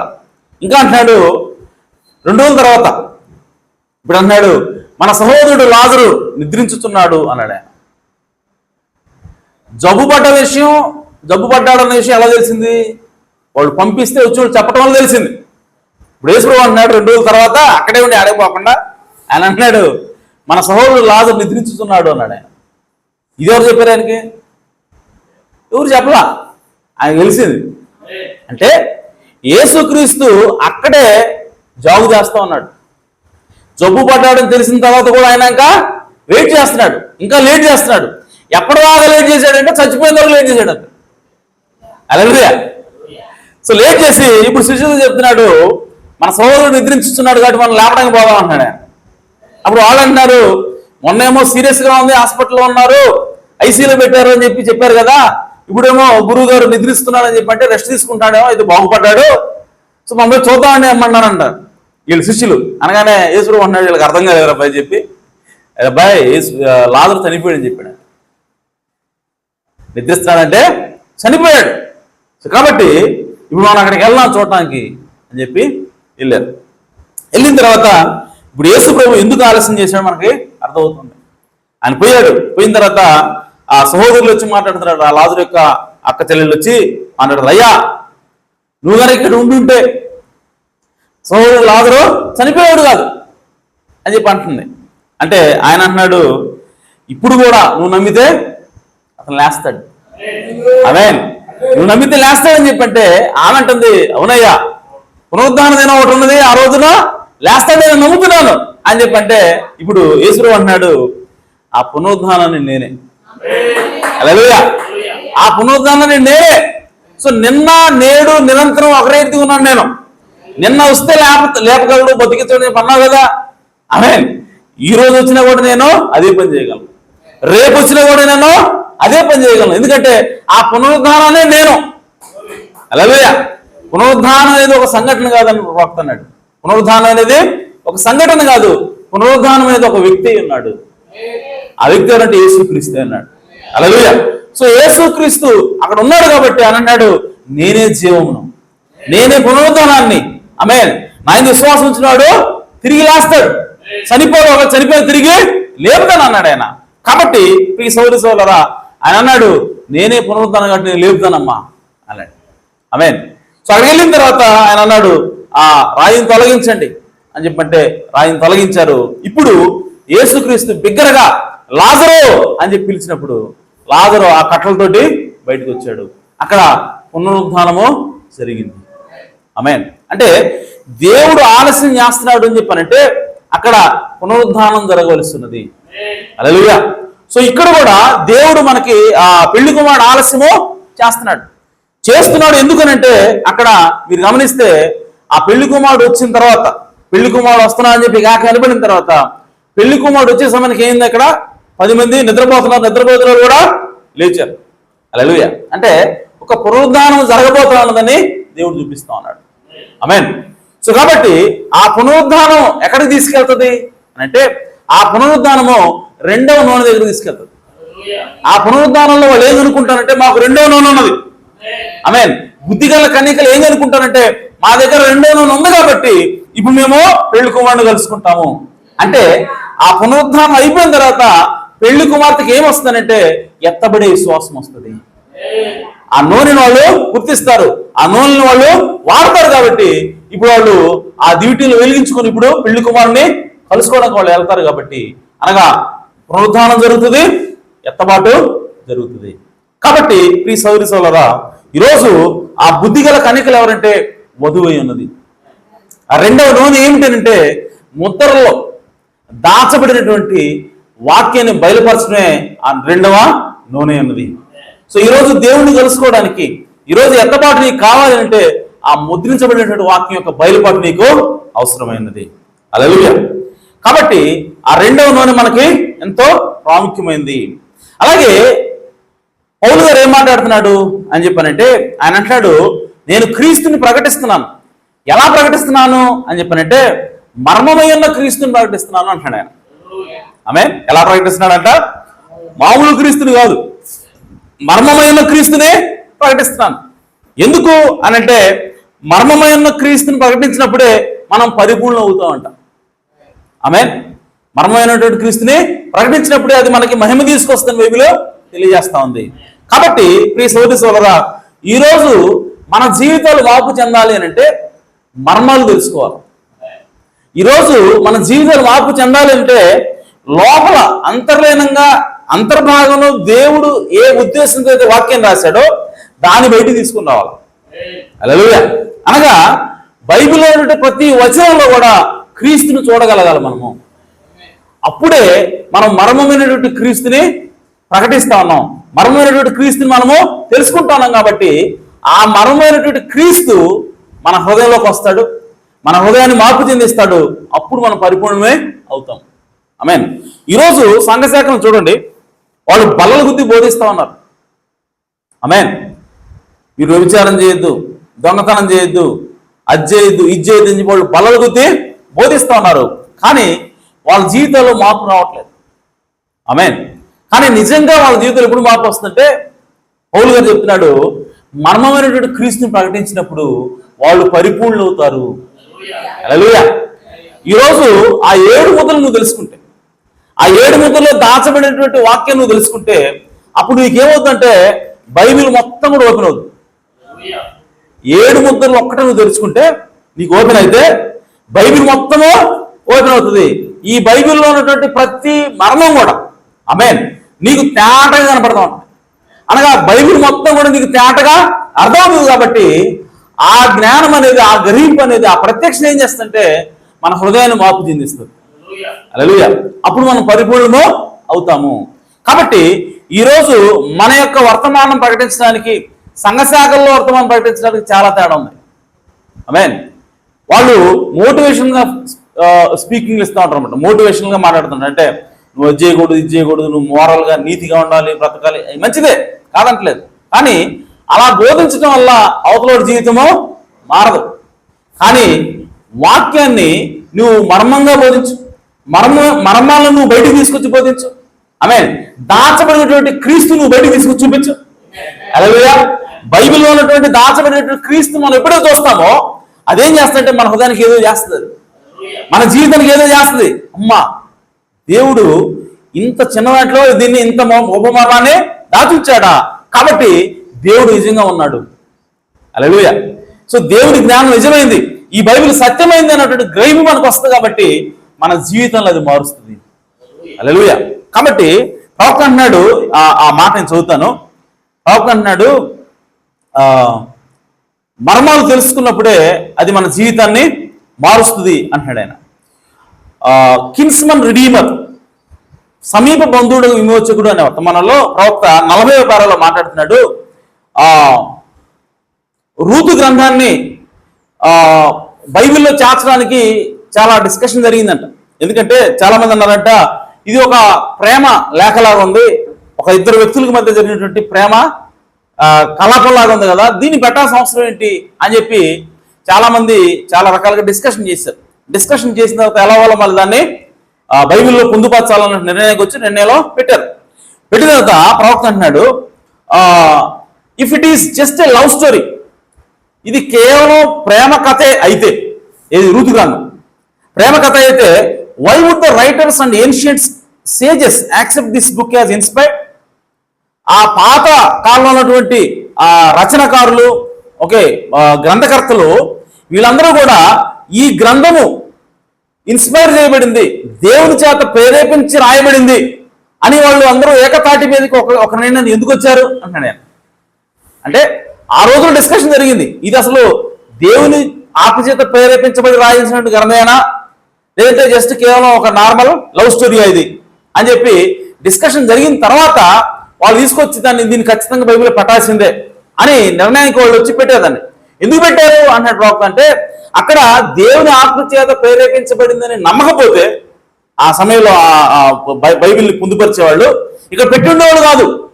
అంటే ఇంకో రకం చెప్పాలంటే రూతు గ్రంథం అనేది దేవుని చేత ప్రేరేపించబడింది, దేవుని చేత రాయబడింది అది అని చెప్పి అంటారు ప్రవక్త.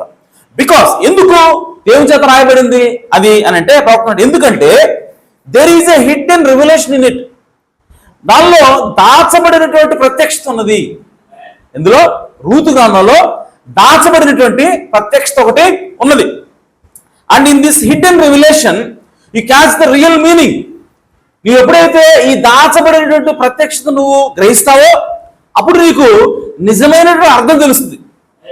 నీకు నిజంగా అర్థం కావాలంటే, దేవుని యొక్క వాక్యం మనసు అర్థం కావాలంటే ఆ దాచబడినటువంటి ప్రత్యక్షత నీకు బయలుపరచబడాలి. ఆమేన్. అండ్ ప్రవక్త అన్నాడు, it will bring you real close to God. దేవుడు దాచబడే ఆ మర్మం బయలుపరచబడింది, ఓకే మంచిది. అయితే ఇప్పుడు అది ఏం చేస్తుంది? నాకు దేవుడు ఏ ఉద్దేశంతో రాశాడో, దేవుని యొక్క మనస్సు ఏంటో కూడా నాకు అర్థమైపోయింది. అయితే ఏంటంట అని అంటే ప్రవక్త అన్నాడు, it will bring you real close to God. అలా అర్థమైనప్పుడు అది నిన్ను ఏం చేస్తుందంటే దేవునికి ఇంకా దగ్గరగా తీసుకొస్తుంటది. హల్లెలూయా. అంటే ఇంకో రకంగా చెప్పాలంటే ప్రవక్త అన్నాడు, ఒక మర్మం ఉన్నది అని అంటే ఆ మర్మం బయలుపరచబడిన తర్వాత, ఆ మర్మం నీకు అర్థమైన తర్వాత, ఆ అర్థమైనటువంటి మర్మం నీకేం చేస్తానంటే నిన్ను దేవుడికి దగ్గరగా తీసుకెళ్తుంది. అనగా దేవునికి పరిశుద్ధంగా జీవించడం అలాగో, దేవుని కోసం నమ్మకంగా జీవించడం అలాగో నువ్వు ఆటోమేటిక్గా తెలుసుకుని ఆ విధంగా జీవిస్తావు అని ప్రవక్త మాట్లాడుతున్నాడు. హల్లెలూయా. కాబట్టి ప్రియ సోదరి సోదరా, మర్మాలు అనేవి మనకి ఇంపార్టెంట్, చాలా అవసరం. ఎందుకంటే అసలు ఈ గడిలో మనకు కావాల్సిందే మర్మాలు అయ్యింది. ఈ గడి వర్తమానుడి యొక్క పరిచర్య మర్మాలు బయలుపరచడమే అన్నది. సో కాబట్టి ఆ మర్మం తెలుసుకోకపోతే మనం ఎత్తబాటు అవును. ఆ మర్మం తెలుసుకోకపోతే మన శరీరము మార్పు చెందదు. ఆ మర్మం తెలుసుకోకపోతే మన మనసు కూడా మార్పు చెందదు. మన యొక్క మనసు మార్పు చెందాలి, మన యొక్క హృదయం మార్పు చెందాలి, మన యొక్క శరీరం మార్పు చెందాలి అని అంటే మర్మమైనటువంటి ఆ వాక్యాన్ని, దాచబడిన ఆ మర్మాల్ని మనం తెలుసుకోవాలి. హల్లెలూయా. సో కాబట్టి మనకేం అవసరం అని చెప్పంటే ఆ రెండవ నూనె అవసరమైనది. ఆమేన్. కాబట్టి ప్రియ సోదరి సోదరా, ప్రవక్త అన్నాడు, ఆ రెండవ నూనె ఏం తీసుకొస్తుంది అని అంటే రిజరక్షన్ ని తీసుకొస్తుంది. ఆమేన్. సో ఆ రెండవ నూనె ఎత్తబడేటువంటి ఆ విశ్వాసాన్ని నీకు తీసుకొస్తుంది. ప్రవక్త అన్నాడు, ఆ 10 మంది కన్యకలు వచ్చినప్పుడు అక్కడ ఒక గొప్ప కేక వినబడింది. ఏమిటంటే, ఇదిగో పెళ్లి కుమారుడు, ఎదుర్కొంటకు మీరు రండి అని చెప్పి ఒక గొప్ప స్వరము వినబడింది. ప్రవక్త అన్నాడు, ఆ స్వరం ఏమిటి అంటే, ఆ స్వరం ఏం చేసింది అని అంటే నిద్రపోయే వాళ్ళు లేపిందంట. హల్లెలూయా. ఆ 10 మంది కన్యకలు ఏం చేస్తారు? నిద్రపోతున్నారు. ఆ స్వరం వినోళ్ళు లేశారు. అంటే ఆ స్వరం ఏం చేస్తా ఉందనంటే నిద్రపోయే వాళ్ళు లేపే స్వరం అది, అనగా చనిపోయే వాళ్ళు లేపే స్వరం అది. హల్లెలూయా. సో ఆ స్వరం ఎవరిది అంటే ప్రవక్త అంటాడు, ప్రధాన దూతది అన్నది. బలిష్ఠుడైనటువంటి దూత ఆయన స్వరము ఆర్కేంజల్ వినబడినప్పుడు ఆ స్వరం ఏం చేస్తానంటే భూమి లోపల పాతి పట్టబడినా సరే వాళ్ళని తిరిగి లేపే స్వరం అయినది, పునరుద్ధానం చెందించే స్వరం అది అని చెప్పి ప్రవక్త అంటున్నాడు. ఆమేన్. సో కాబట్టి ఈరోజు ఆ స్వరము మనకు వినబడతా ఉన్నది. ఈరోజు మనకు ఒక ఆర్భాటం వినపడతా ఉన్నది. ఆ ఆర్భాటమే ఈ మెసేజ్ అయినది.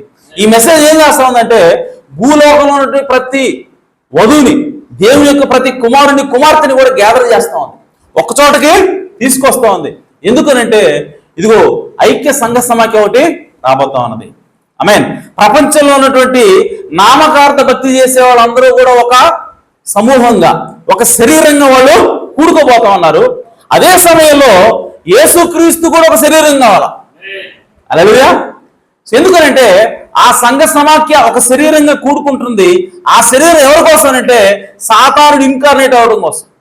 ఈ చివరి దినాల్లో పోపులో ప్రవేశించి ఆ పోపు ద్వారా ఆ సంఘ సమాఖ్యని తనకి శరీరంగా చేసుకుని ఇప్పుడు ఆ సంఘ సమాఖ్యను ఉపయోగించుకొని వధువు మీద ఒత్తిడి తీసుకురావడం కోసం, వధువుని మరి హింసల పాలు చేయడం కోసం ప్రయత్నం చేసే దానికి ఉపయోగించుకునే శరీరమే సంఘ సమాఖ్య అయినది.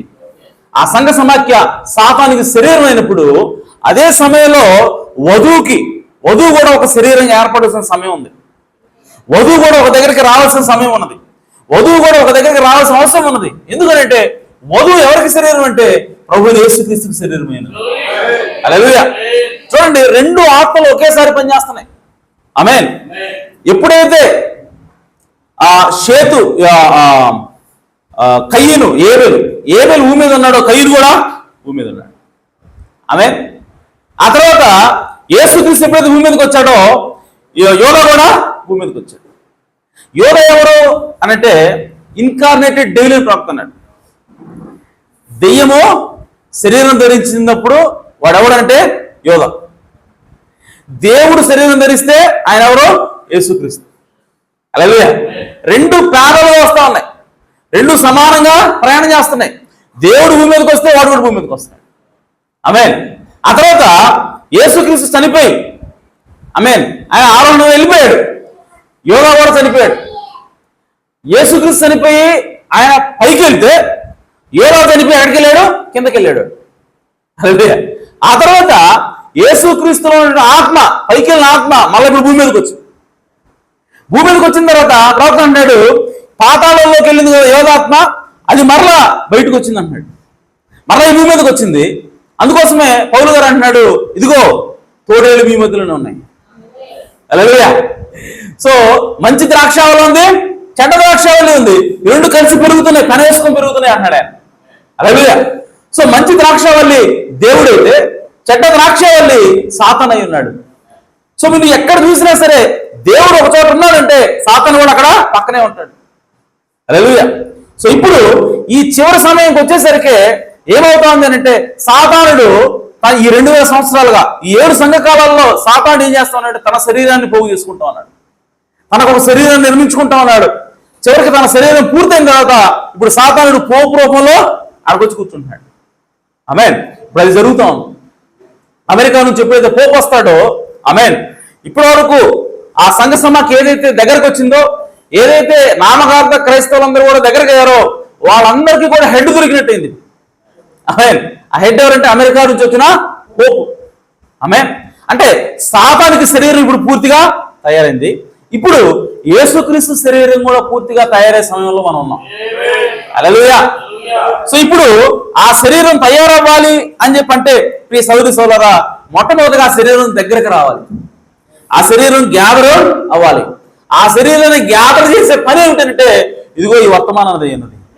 హల్లెలూయా. ఈ వర్తమానం ఏం చేస్తా ఉందంటే ప్రపంచంలో ఉన్నటువంటి సమస్త సంఘ శాఖల్లో ఎవరైతే దేవుడి పిల్లలు ఉన్నారో వాళ్ళందరినీ కూడా తండ్రి మీరు రండి, పెళ్లి కుమారుడు వస్తున్నాడు, మీరు రండి అని చెప్పి పిలిచి అది దగ్గరికి తీసుకొస్తా ఉన్నది. ఆమేన్. ఆ తర్వాత దేవుని యొక్క ప్రధాన దూత శబ్దము వినపడతా ఉంది. ఆ శబ్దం వినపడినప్పుడు చనిపోయిన వాళ్ళ సైతం తిరిగి లేస్తారు, పునరుద్ధానం అనేది జరుగుతుంది. ఆ తర్వాత ఎత్తబాటు అనేది జరుగుతుంది. ఆమేన్. సో కాబట్టి అక్కడ పెళ్లి కుమారుడు, ఇదిగో పెళ్లి కుమారుడు పెద్ద కేక కూడా వినపడింది. అదేంటే రిజరెక్షన్, అది పునరుద్ధానము అయినది. ఆమేన్. ఆ తర్వాత మీరు గమనిస్తే మనం ఇప్పుడు ఎక్కడున్నాము? ప్రవక్త అంటున్నాడు ఇంకొక అట్లో మర్మాలని, ఇప్పుడు మర్మం అనేది క్రీస్తుని మర్మయుక్తంగా మర్మమైనటువంటి క్రీస్తు బోధించబడుతున్నాడు. ఆ మర్మయుక్తంగా క్రీస్తు బోధించబడినప్పుడు మనకు ఏమవుతుంది అని చెప్పంటే ప్రవక్త అంటున్నాడు, ప్రతి ఆ ముద్ర వేయబడినటువంటి గ్రంథం తెరవబడుతుంది. సో జీవ గ్రంథం అనేది ముద్ర వేయబడింది. అది తెరవబడినప్పుడు అందులో ఎవరి పేర్లు అయితే రాయబడినాయో వాళ్ళందరూ కూడా రక్షణ పొందుతారని బైబిల్లో ఉంది. ఆమేన్. ఇప్పుడు ఆ ముద్ర వేయబడిన గ్రంథం తెరవబడినప్పుడు ఏమి చేయబడుతుందంటే వాళ్ళు ఆ గ్రంథంలో ఎవరైతే పేర్లు ఉన్నాయో వాళ్ళ పేర్లు పిలవబడతాయి అని ప్రవక్తున్నాడు. ఆమేన్. పేర్లు పిలవబడటం అంటే అర్థం ఏంటి అని అంటే, ఓ థామస్ గారు మీరు రక్షణ పొందండి, ఆమేన్, ఓ బియోలా నువ్వు రక్షణ పొందు అని చెప్పి చెప్పడం కాదు, పేర్లు ఈ విధంగా పిలవటం కాదు. ప్రవక్త అన్నాడు, ఆయన ఏమంటున్నాడంటే అంటే ఆ ముద్రించబడినటువంటి గ్రంథం ఓపెన్ చేసినప్పుడు మీ పేర్లు పిలవబడటం అంటే అర్థం ఏంటంటే ఆ ముద్రించబడిన గ్రంథంలో ఉన్నటువంటి మర్మం ఏదైతే ఉన్నదో అది నీకు బయలుపరచబడటమే నీ పేరు పిలవటం అయినది. హల్లెలూయా. మనం అనుకుంటున్నాం జీవ గ్రంథంలో మన పేర్లు ఉన్నాయి, ఆ జీవ గ్రంథంలో పేర్లు ఎవరైతే రాయబడారో వాళ్ళందరూ రక్షించబడతారు. ఆ ముద్ర ఆ గ్రంథాన్ని తెరిచినప్పుడు ఆ జీవ గ్రంథంలో ఉన్న పేర్లు పిలుస్తారు, పిలిచే వాళ్ళందరూ రక్షించబడ్డారని మనం అనుకుంటున్నాం. అని ప్రవక్త అంటున్నాడు అట్టగాదని చెప్తుంది.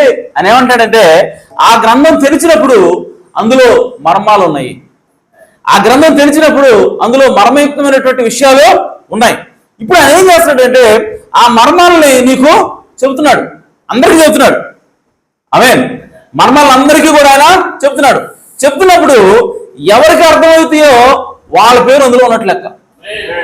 హల్లెలూయా. అర్థమవుతుందా? పేరు పిలవటం అర్థం ఏంటి? నీకు మర్మం అర్థం అవటమే నీ పేరు పిలిచినట్లు లెక్క. హల్లెలూయా. ప్రవక్త అన్నాడు ఈ భూప్రపంచంలో ఎవరి పేరు మధురంగా ఉంటుంది అని చెప్పానంటే ఎవరి పేరు వాడికి మధురంగా ఉంటుందంట.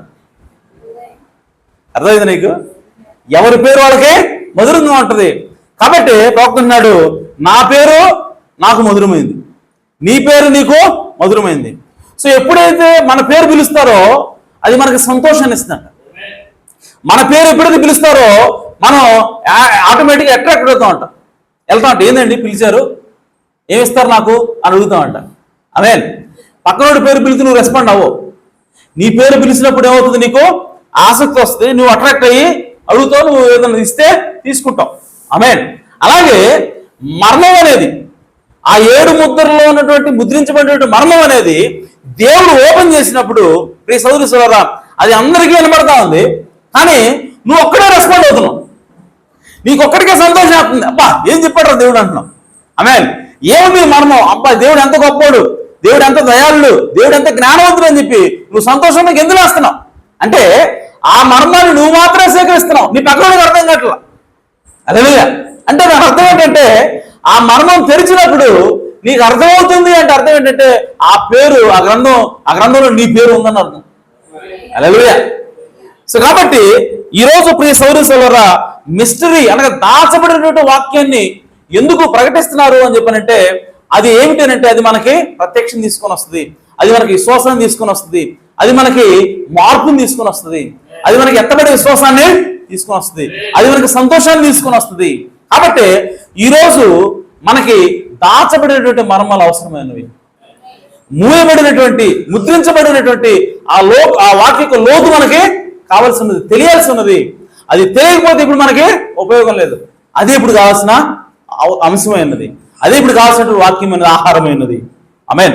కాబట్టి కొత్త పేరు ఆ ముద్రల గ్రంథం పగలగొట్టి పెట్టినప్పుడు దాని లోపల నీ పేరు పిలుస్తున్నారు అంటే అర్థం ఏంటంటే నీ పేరు పిలుస్తున్నారు అంటే అర్థం ఏంటంటే నీకు ఆ మర్మం అర్థం అవుతుంటే, నీకు ఆ మర్మం అర్థమైందంటే నీ పేరు పిలుస్తున్నట్టు లెక్క, నీకు ఆ మర్మం అర్థమైందంటే ఆ గ్రంథంలో నీ పేరు ఉందనే లెక్క.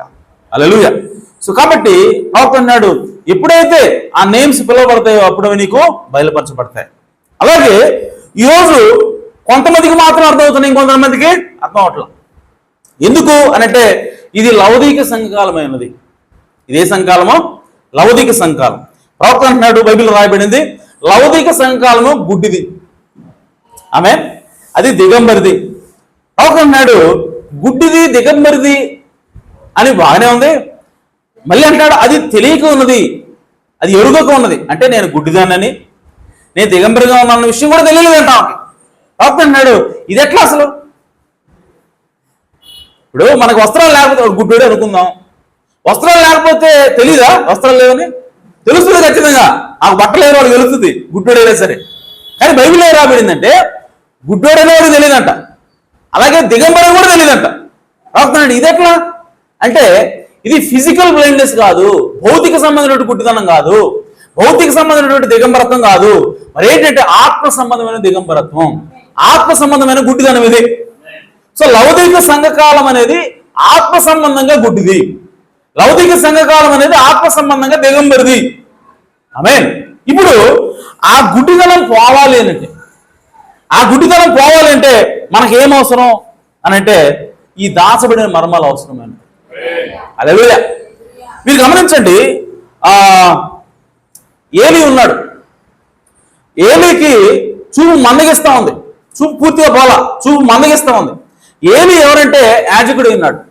ఆమేన్. సో ఏలీ చూపు ఎప్పుడైతే మందగించిందో, ఏలీ ఎప్పుడైతే సరిగా పనిచేయలేకపోతున్నాడో ఆ దేవుడి మందిరంలో, ఆ సమయంలో ఆయనతో పాటు ఎవరున్నారంటే సమూయేలు ఉన్నాడు. హల్లెలూయా. సమూయేలు ఎవరంటే ప్రవక్త ఉన్నాడు. ఆమేన్. ఇప్పుడు చూడండి, యాజకుడు నిజానికి ఆ దీపవృక్షం ఉంది కదా, గుడారంలో ఆలయంలో దీపవృక్షం ఉంటుంది. ఆ దీపవృక్షం యొక్క వెలుగు ఆరిపోకుండా ఎవరు నూనె పోయాలి అంటే యాజకుడు నూనె పోయాలి. హల్లెలూయా. సో ఈ యాజకుడు తన పని తాను సరిగా చేయలేకుండా ఉన్నప్పుడు, అంటే యాజకుడిని దేవుడు ఉపయోగించకుండా యాజకుడి నుంచి బయటకు వస్తాడు. యాజకుడి పని అయిపోయింది, యాజకుడి ద్వారా దేవుడు పని చేయట్లా. సో ఆ సమయంలో యాజకుడు గుడ్డివాడుగా, దాదాపు గుడ్డివాడుగా ఉన్నాడు, పూర్తిగా గుడ్డివాడు కాదు, దాదాపుగా గుడ్డివాడుగా ఉన్న సమయంలో ఇప్పుడు దేవుడు అంట సమూయేలుతో మాట్లాడుతున్నాడంట. హల్లెలూయా. అంటే యాజకుడితో పని అయిపోయిన తర్వాత దేవుడు ఇప్పుడు యాజకుడి యొక్క పరిచర్య ముగింపు చివరి ఉన్నప్పుడు ఇప్పుడు దేవుడు ఎవరు వెళ్తున్నాడంటే ప్రవక్త వెళ్తూ ఉన్నాడు, ప్రవక్తను ఉపయోగించుకుంటూ ఉన్నాడు. అలాగే ప్రియ సోదరి సోదరులారా, ఈ చివరి దినాల్లో కూడా ఆమేన్ యాజకుడి యొక్క పరిచర్య ముగించిన తర్వాత దేవుడు ఎటువైపు వెళుతాడంటే ఆయన ప్రవక్త వైపు వెళుతాడు. ప్రవక్త ద్వారా పనిచేయటము ప్రారంభిస్తాడు. సో ప్రవక్త ద్వారా ఎప్పుడైతే ప్రారంభిస్తాడో అక్కడ ఒక కార్యం అనేది జరగవలసింది. అదేంటంటే ఆ గురుడితనాన్ని పోగొట్టి ఆ గురుడితనం అనేది పోయిన తర్వాత అతను తేటగా చూడగలగాలి. అప్పటి వరకు చేసిన తప్పులన్నీ కూడా ఇప్పుడు ప్రవక్త రూపంలో అవి కరెక్ట్ చేయాలి. ఆమేన్. ప్రవక్త యొక్క పరిచయం ద్వారా అవి సరిచేయబడాలి. ఆమేన్. సో ఇప్పుడు చూడండి, గుడ్డితనము అంటే ఏంటి అని అంటే లౌకిక సంఘానికి కూడా గుడ్డితనం ఉన్నది. ఆమేన్. అయితే అది ఆత్మ సంబంధమైన గుడ్డితనం. సో ఆత్మ సంబంధమైన గుడ్డితనం అంటే ఏంటి ప్రవక్త చెప్తున్నాడు, జాగ్రత్తగానండి. ఓకే. సో ఆత్మ సంబంధమైన గుడ్డితనం అంటే ఏంటి అని అంటే ప్రవక్త అంటున్నాడు ఇది పూర్తి గుడ్డితనం కాదంట. ఆత్మ సంబంధమైన గుడ్డితనం ఏంటి, లౌకిక సంఘాలకు ఉన్న గుడ్డితనం ఏమిటి అని అంటే దగ్గరునే మాత్రమే కనపడతాయి అంట. ఆమేన్. ఏంటి, దగ్గరునే మాత్రమే కనపడతాయి, దూరంగానే కనపడదంట. ఈ ముక్కు దాటి యువతలో పెట్టామని కనపడదంట, ఈ ముక్కు కాల్చి పెడితేనే కనపడదంటాడు. ఆమేన్. అంటే దగ్గర వాటిని మాత్రమే చూడగలిగే గుడ్డితనం అది, పై వాటిని మాత్రమే చూడగలిగే గుడ్డితనం. అంటే లోపల అంతర్లీనంగా దాచబడేటువంటి విషయాన్ని గ్రహించలేరు వాడు. అర్థమైందా? లౌకిక సంఘాలు అంటే ఏంటి, పైన చూస్తారు వాడు. ఆమేన్. ప్రవక్త అంటున్నాడు మనం దేవుడికి భక్తి చేస్తున్నాం కాబట్టి పెద్ద సంఘం కట్టాలా, అంతర్గత చూస్తారు అంటాడు. ఆమేన్. మన సంఘం పెద్దదిగా ఉండాలా, అంతర్గత చూస్తాడంట. మన సంఘంలో మంచి మంచి కుర్చీలు ఉండాలి, మన సంఘంలో అది ఉండాలి, ఇది ఉండాలి, అజ్జేయాలి, ఇజ్జేయాలని చెప్పి భౌతిక సంబంధంగా కేవలం ఇక్కడ చూస్తాడు అంటాడు. దాటి ఆత్మ సంబంధంగా లోతైన విషయాలు చూడలేరంట సంఘకాలం. ఎవరు? లౌకిక సంఘకాలం. ఆమేన్. సో కాబట్టి లోతైన విషయాలు చూసేటువంటి అవకాశం వాళ్ళకి లేదు. ఇప్పుడు లోతైన విషయాలు చూడగలగాల. ఇంకో విషయం ప్రవక్త అన్నాడు కేవలం సెలెక్టెడ్ థింగ్స్ మాత్రం చూడగలరంట. గుడ్డితనం ఎలాంటి గుడ్డితనం అంటే అది కేవలం కొన్ని వస్తువులే చూడగలుగుతారు, ఇంకొన్ని వస్తువులు చూడలేరంటాడు. ఇది ఎట్టా, అది సాధ్యం అవుద్దా? గుడ్డోడేవాడు కానీ ఎలాంటి గుడ్డితనం అంటే అదో రకమైన గుడ్డితనం.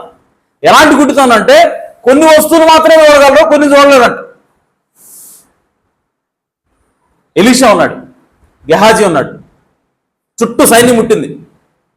వాళ్ళు ఎవరి కోసం ఎదుగుతున్నారు? ఎలీషా కోసం ఎదుగుతున్నారు. వాళ్ళు ఎవరి దగ్గరకు వచ్చారు? ఎలీషా దగ్గరకు వచ్చారు. ఎలీషా ఏం చేయడం, వాళ్ళు గుడ్డోలు చేశాడు.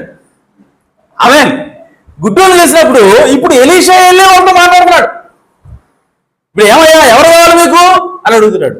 అడుగుతుంటే మాకు ఎలీషా కావాలండి అని అడుగుతున్నాను. ఆహా, ఎలీషా నాకు తెలుసండి, నేను చూపిస్తానని చెప్పి ఎలీషానే మాట్లాడుతుంటే వాళ్ళు ఎలీషా గుర్తుపట్టలేకపోతున్నారు. హల్లెలూయా. సో వాళ్ళు నడిపిస్తుంటే నడుస్తున్నారు. వాళ్ళకి రోడ్డు కనపడుతుందా? మీకు అర్థమవుతుందా నేను చెప్తున్నాను?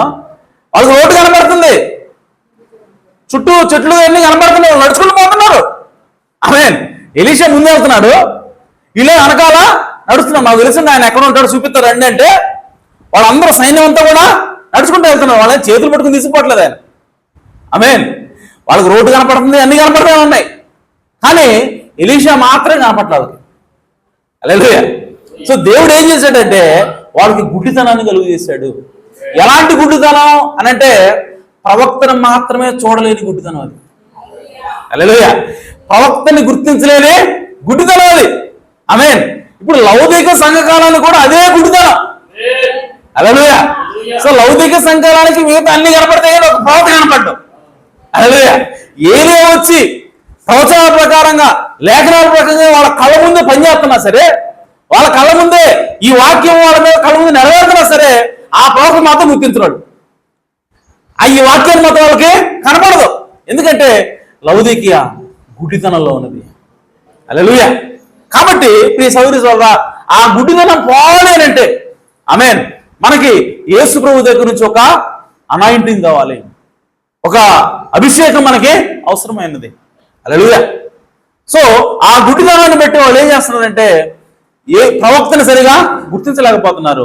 అలాగే లౌకిక సంఘకాలంలో కూడా లౌకిక సంఘకాలం గుడ్డిది కాబట్టి అన్నీ చూడగలుగుతుంది కానీ ప్రవక్తను మాత్రం చూడలేకపోతుంది. ప్రవక్త వర్తమానాన్ని చూడలేకపోతుంది. ఈ గడిలో ఏదైతే ఆహారం ఉన్నదో, ఈ గడిలో ఏవైతే దాచబడే మర్మాలు ఉన్నాయో అంత లోతుగా చూడలేని గుడితనం ఉన్నది.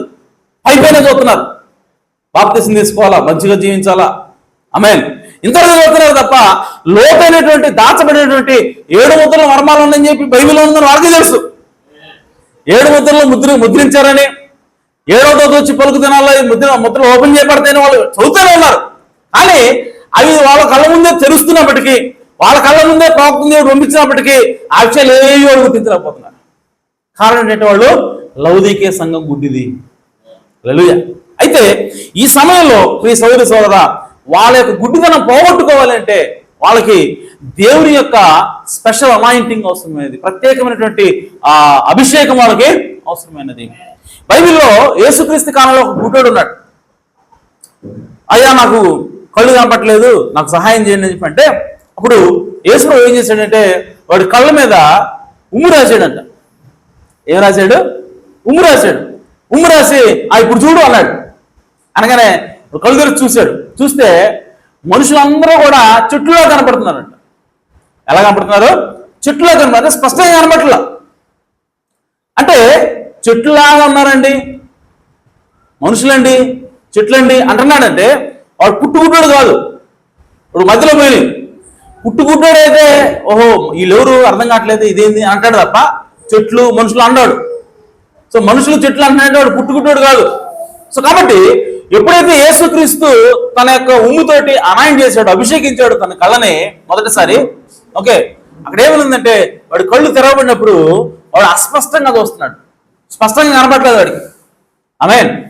సో ప్రియ సోదరి సోదరా, ఇప్పుడు యేసుక్రీస్తు యొక్క మొదటి అభిషేకం, యేసుక్రీస్తు యొక్క మొదటి టచ్ ఈ బైబిల్ ఏమన్నా. అలాగే సో ఈ బైబిల్ ప్రకారంగా ఓపెన్ చేయబడినటువంటి ఈ బైబిల్ ప్రకారంగా నువ్వు చూస్తే నీకు అంతా అస్పష్టంగా కనపడుతుంటుంది, నీకు స్పష్టంగా కనపడదు. అందుకోసం పౌలు గారు అన్నాడు, నేను కొంత మట్టుకు ప్రవచించి తిని, కొంత మట్టుకు ఎరిగి తిని అని ఏమంటున్నాడు? కొంత మట్టుకు ఎరిగి తిని, కొంత మట్టుకు ప్రవచించి తిని, పూర్ణమైనది వచ్చినప్పుడు పూర్ణము కానిది నిరర్ధకమవును అంటాడు ఆయన. ఆమేన్.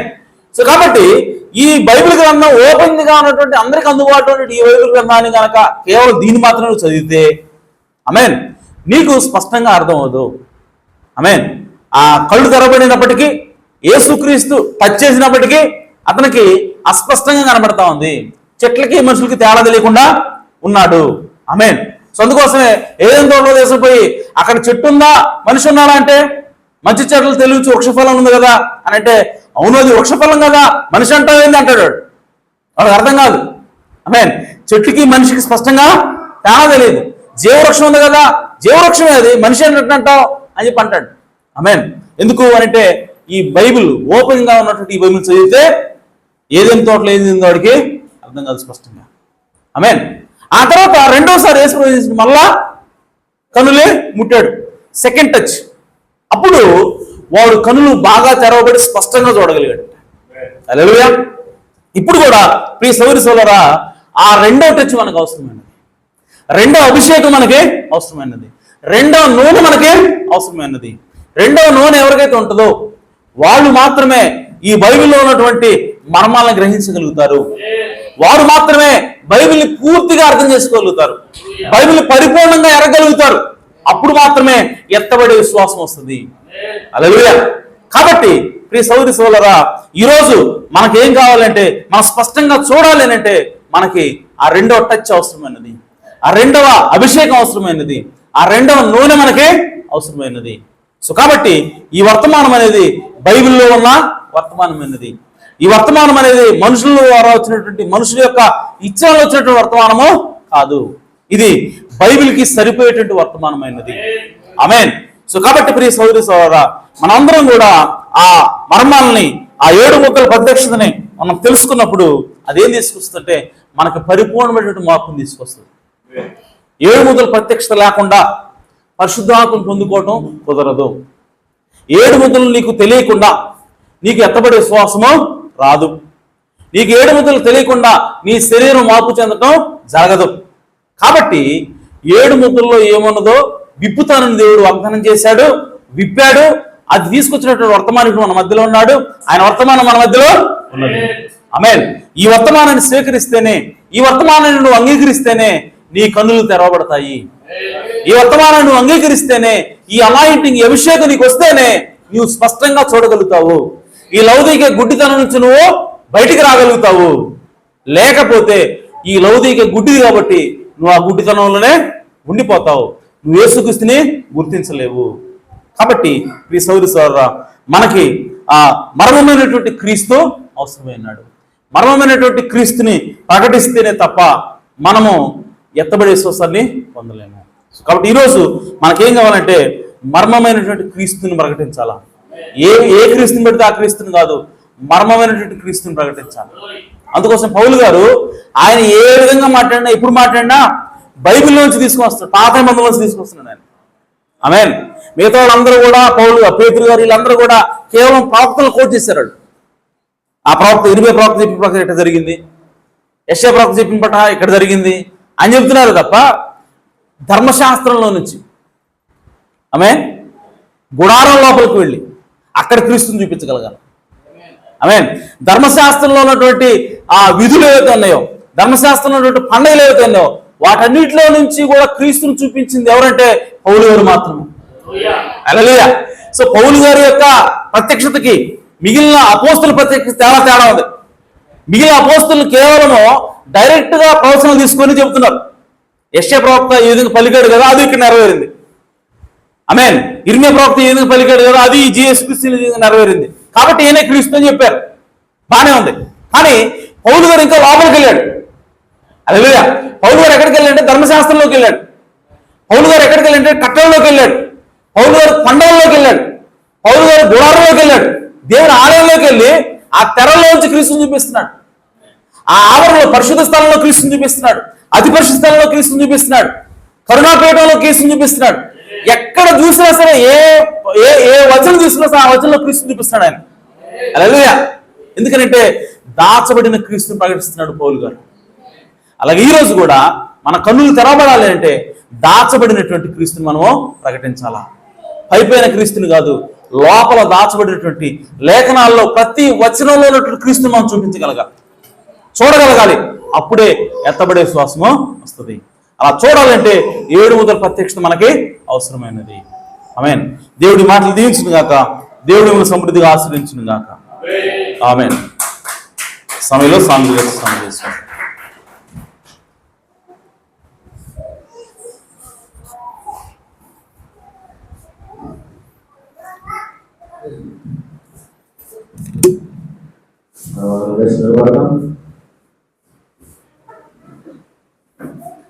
Hallelujah, hallelujah, hallelujah, hallelujah, hallelujah. Stotram, stotram, stotram.